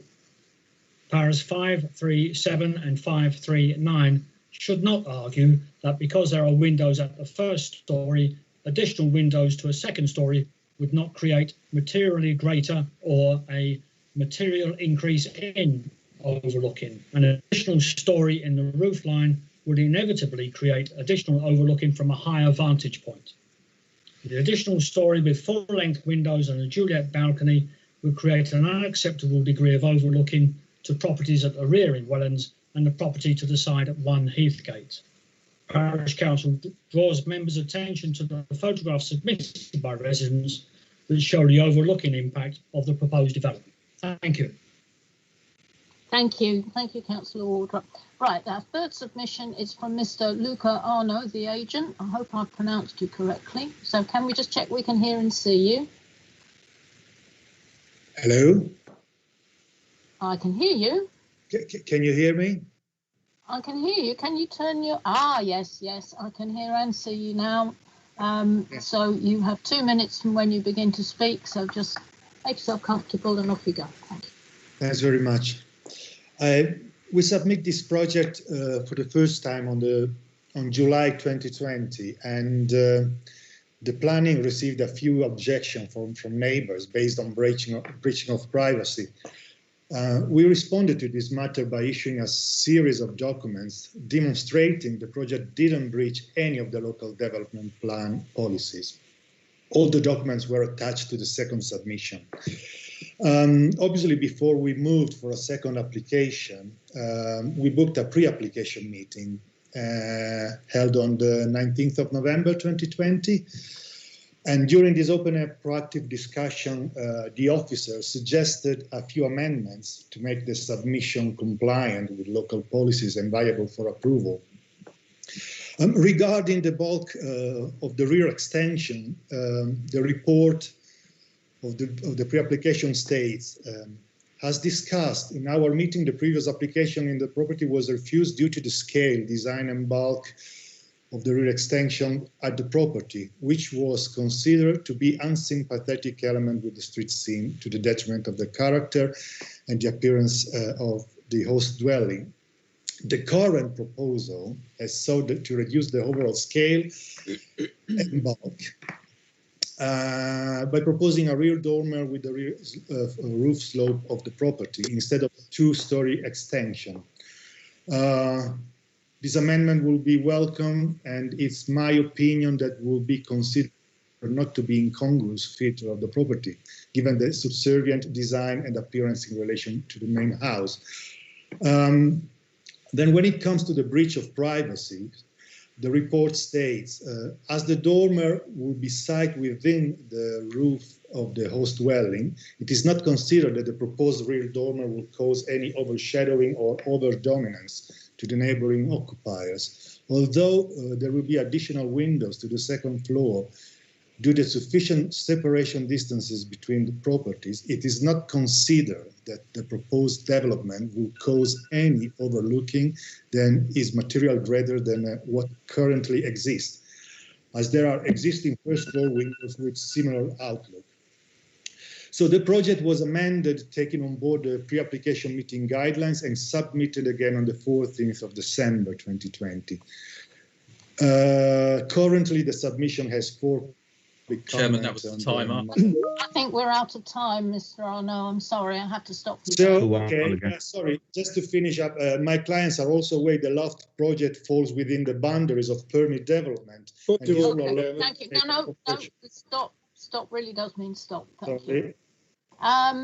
Right, Councillor Jarvis, I do have you first, but I need to put the recommendation first, which is that the planning application for Willowbank, Heathgate, Wickham Bishops be approved for the reasons detailed in section 8 of this report. Does anyone wish to second that motion? Happy to second, Chairman. Okay, right. Thank you, Councillor Durham seconds it, and bearing in mind, as always, that doesn't obligate him to vote for it. Councillor Jarvis. Off you go, please. Thank you, Chairman.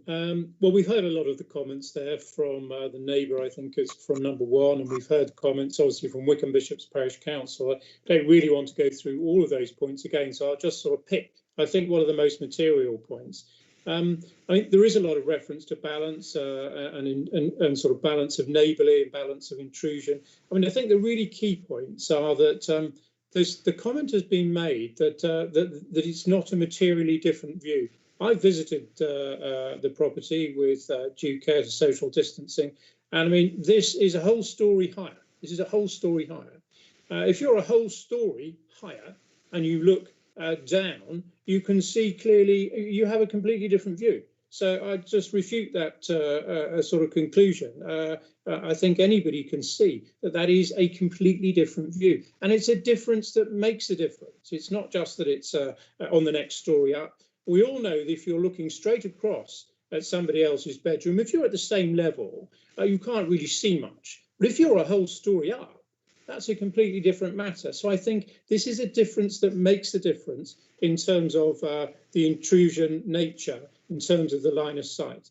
And I think the other point I would want to emphasise is there's reference made to it being not uncommon. I'd like the officers to comment a bit and come back on that if they might. Not uncommon. And I think there's that snippet of a few bits of wood on one of the houses in Heathgate, which seems to sort of allege to support the fact that this sort of development is not uncommon. I can guarantee you there are no other developments like this in Heathgate, and a few bits of boarding on one of the properties doesn't mean that this sort of development is sort of that it's anywhere else in Heathgate. And those photos that you were shown there of other properties in the near vicinity, well, look, you know, those are other streets. Of course, there are other streets with lots of different properties. Wellands, which is where those photographs were taken, is a street that's made up of lots of different types of properties and beautiful in its own way. But it's not Heathgate, where there are no other properties with this sort of development. So it is decidedly against the street scene.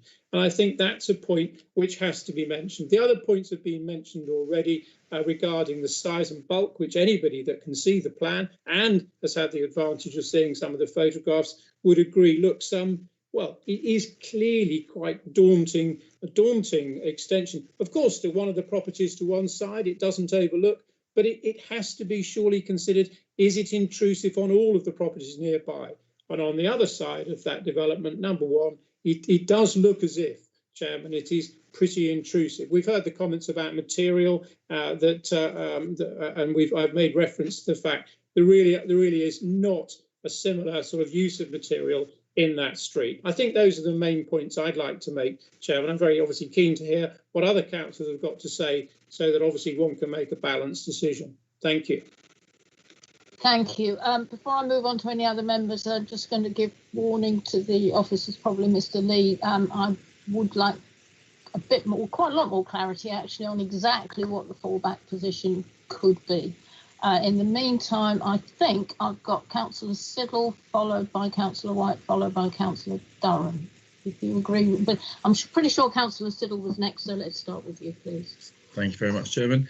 One of my questions is there's a lot of the officers there and the agent they were talking about that a lot of this would be within permitted development. So I've got a question as to what we're actually deciding on and what would be allowed without a planning application. Yeah, that's one of my concerns. Are there things that, if the applicant brought this forward, that they could do it without planning permission? So why is it here?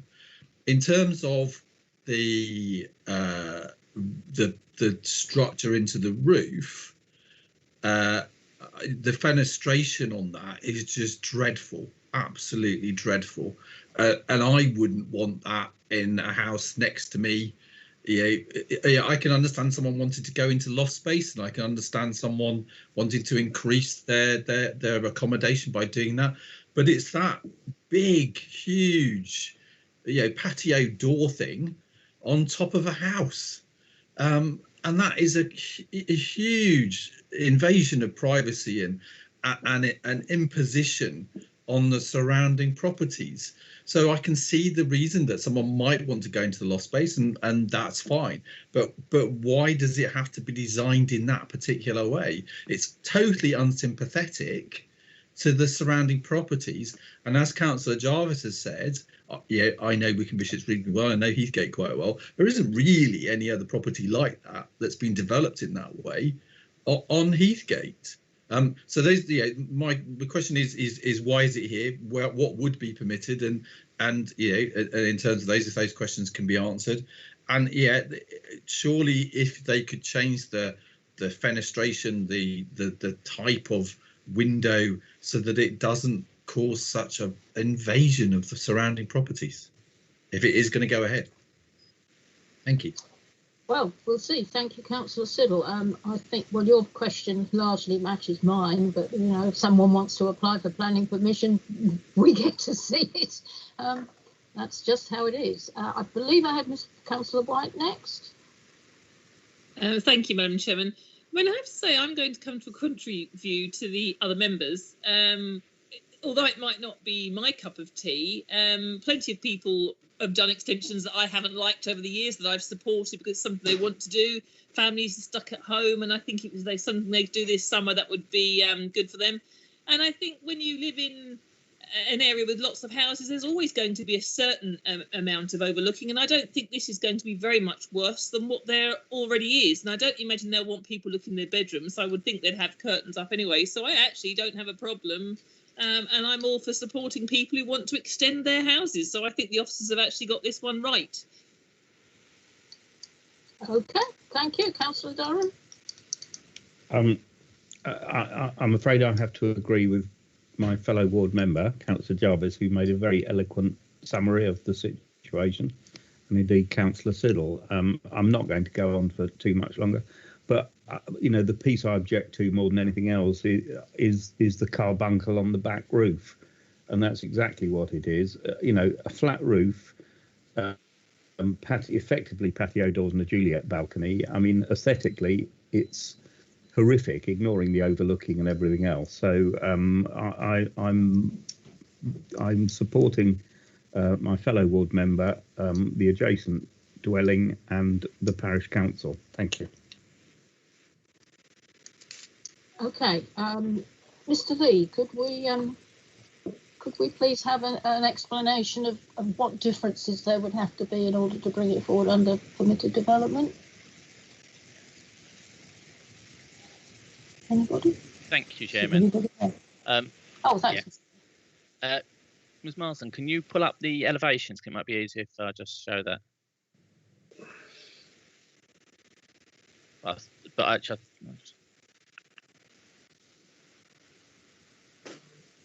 okay.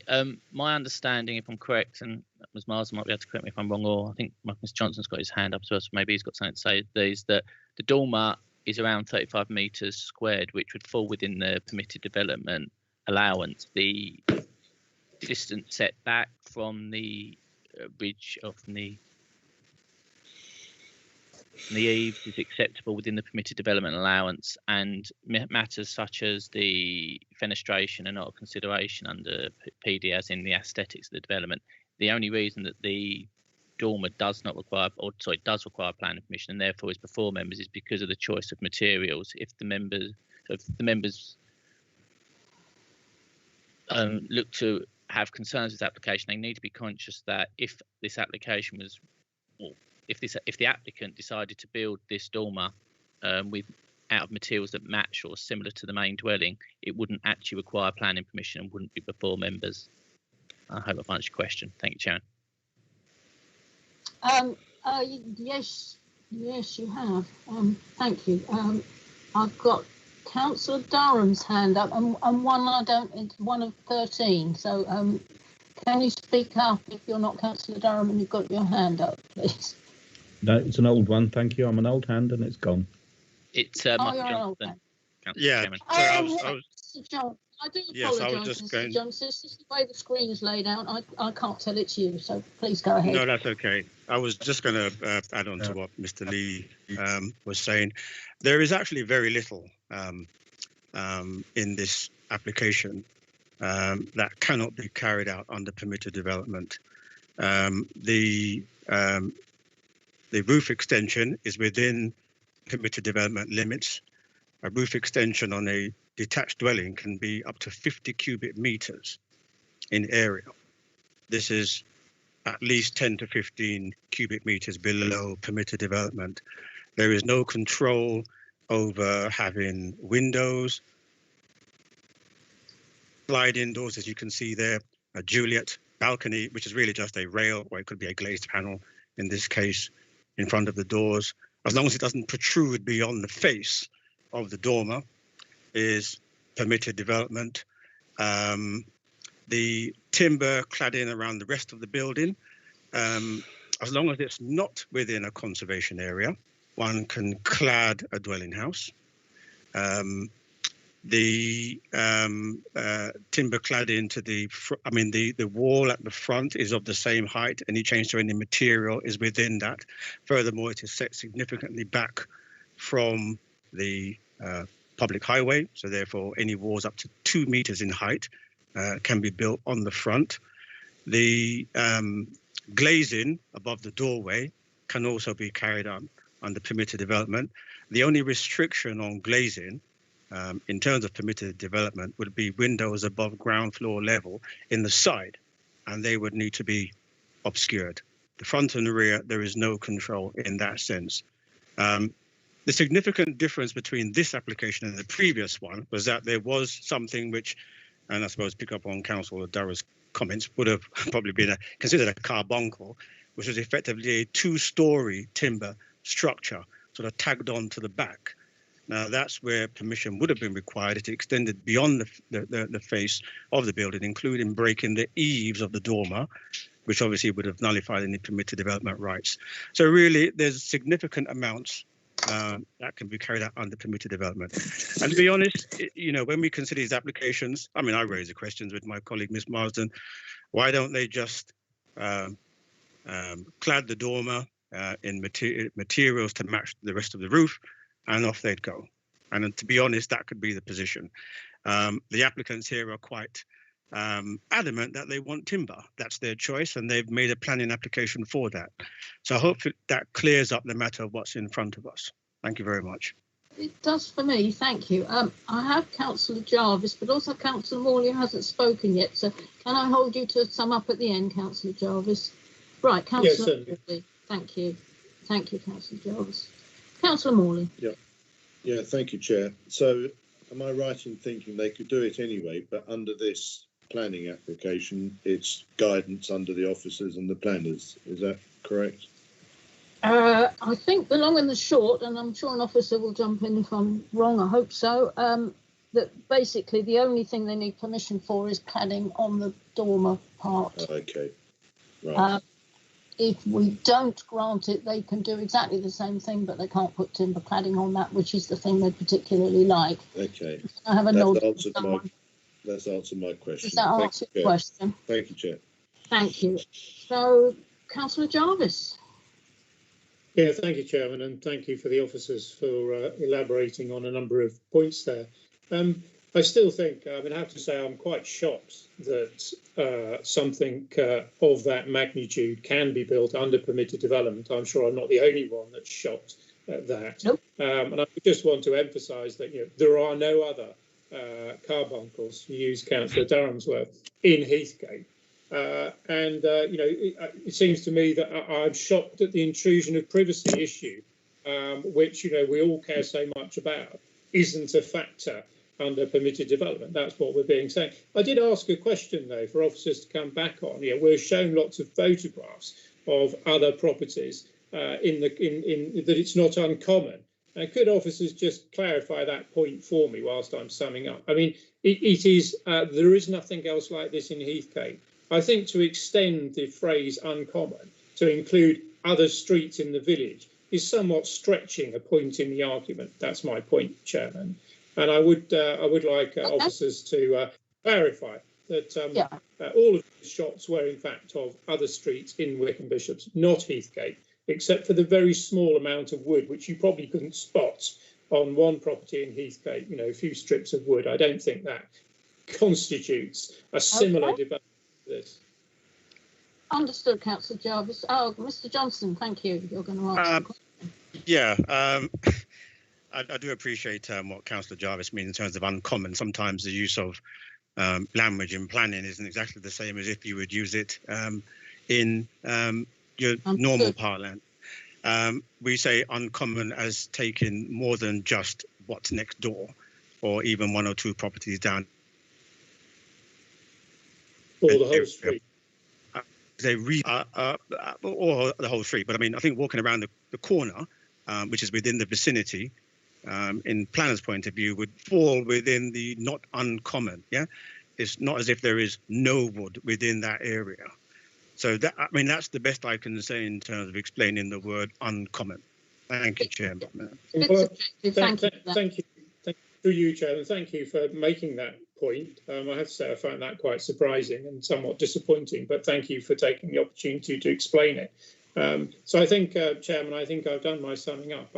I still feel it's an oversized extension that looks that is in the loft, which will cause material factors in terms of looking into other people's bedrooms, which I think is awful. We've heard the points on balance of what might otherwise go through as permitted development, but what's before us tonight is an application, and I think I've certainly tried to weigh things up here, and I've heard a number of points that have been made. And I think, on balance, I still am not in favour of this application, having heard the debate. I think if this application is approved, it will be a sorry precedent for what would potentially happen to a wonderful street, Heathgate. I think that's my summing up, Chairman. Okay, thank you. Right, that's the last hand, I think, to speak was Councillor Jarvis. So we are still going to vote first. Well, we're going to vote on the recommendation to approve this. So, Mrs. Fuller, could we take a vote, please? Yes, Chairman. So, members, we are going to vote for approval of the application in line with the officer's recommendation. Members, if you could state for, against or abstain, starting with Councillor Durham, please. Thank you. I hear what's been said about PDR, but this is an application and I'm not happy with it, and I think we should send a message that we're not happy with it, so I'm against the officer's recommendation. Thank you. Thank you. Councillor Mrs. Fleming. Abstain, Katie, thank you. Thank you. Councillor Jarvis. I'm against. Thank you. Councillor Keys. I'm against. Please, Katie. Thank you. Councillor Morley. Against. Thank you. Councillor Siddle. For. Thank you. Councillor Mrs. Thompson. I'm against, actually, for the same reason as Councillor Durham. I mean, PD it may have to be. So could we have the scores on those? Councillor Miss White first. Thank you. Oh, sorry. Thank you. Chairman, that is 2 for, 5 against and 1 abstention. Okay, thank you. So the recommendation falls. Could I have a proposal, please? I'm looking at Councillor Jarvis, but anyway, Yes, I think the proposal would be to refuse based on the bulk of the application and the intrusive nature of the views in terms of affecting the amenity of the local properties and the materials used. I think they would be, and the fact that it's, I would like to say the fact that it's not a common development and therefore it's against the street scene. Sure, within that there are sufficient reasons.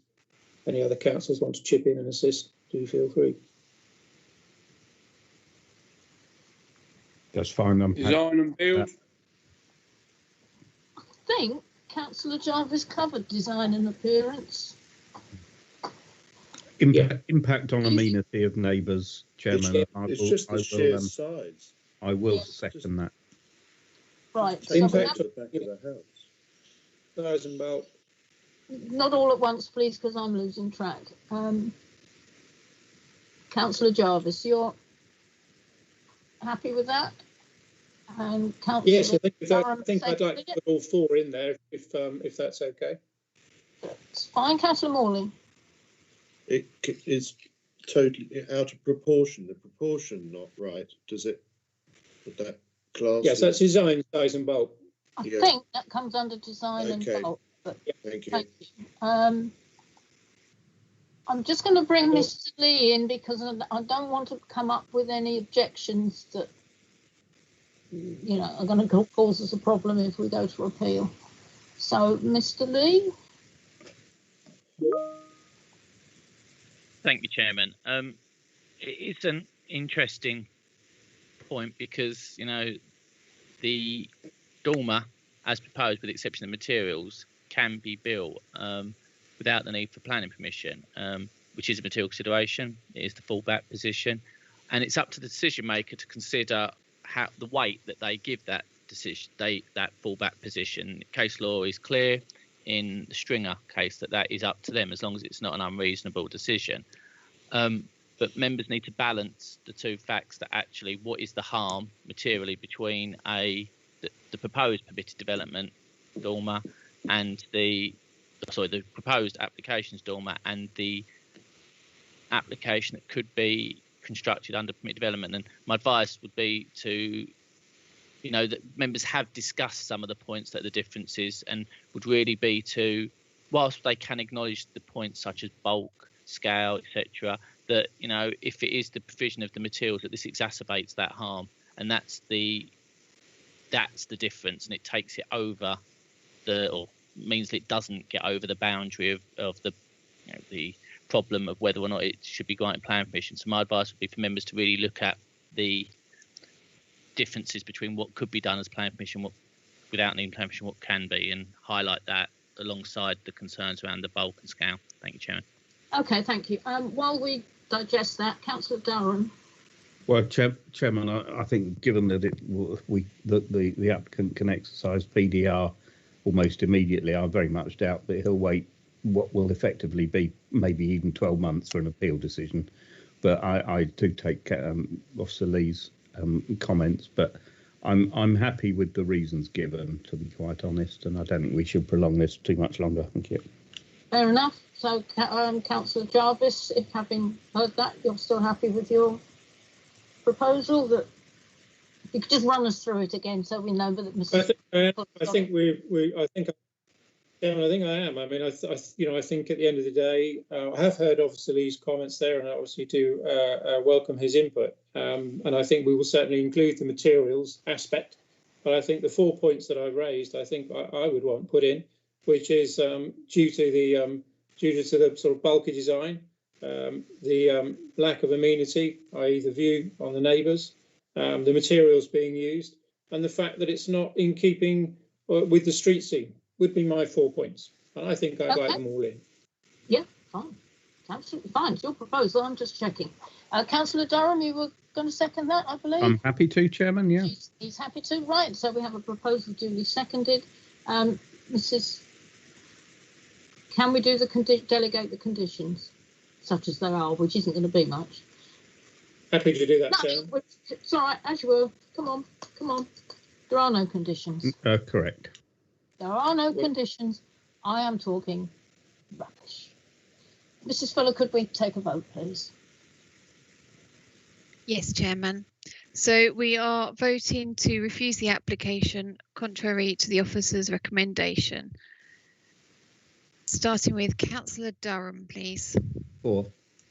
Thank you. Councillor Mrs. Fleming. Abstain, Katie, thank you. Thank you. Councillor Jarvis. 4, thank you, Katie. Thank you. Councillor Keys. 4, please, Katie. Thank you. Councillor Morley. 4. Thank you. Councillor Siddle. Abstain. Thank you. Councillor Mrs. Thompson. 4. Thank you. And Councillor Miss White. Against.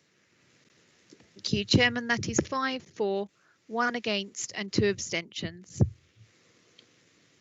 Okay, so we've ended up with Willowbank has been refused in line with the proposal which was made, seconded and voted on. So we are now at item 9. Any other items of business the chairman of the committee decides are urgent, and you'll be delighted to hear there are none. So members, thank you for your contributions this evening. Sorry, Chair. Could I there is something I'd just like to raise, if that's all right, members. Oh, I'm sorry. Yeah. Yes, Mr. Lee. Sorry. Yes. Sorry, members.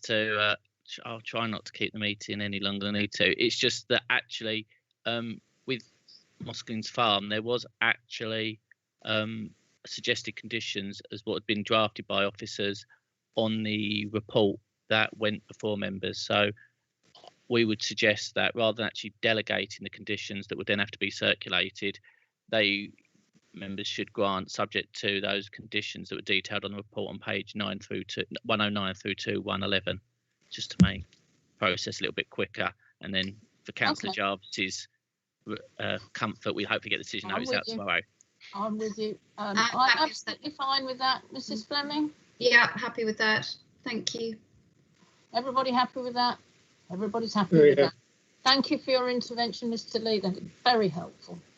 Right, I'll go back to closing the meeting. Members, thank you for your contributions. Thank you, officers. Thank you for everyone who attended. I will now draw the meeting to a close at 2018, which is pretty good for us. Thank you very much. As the meeting is now closed, members are advised not to enter into any further discussion on this forum, and please leave the meeting promptly. Thank you. Thank you, everyone. Thank you, Chair. Thank you, Madam Chair. And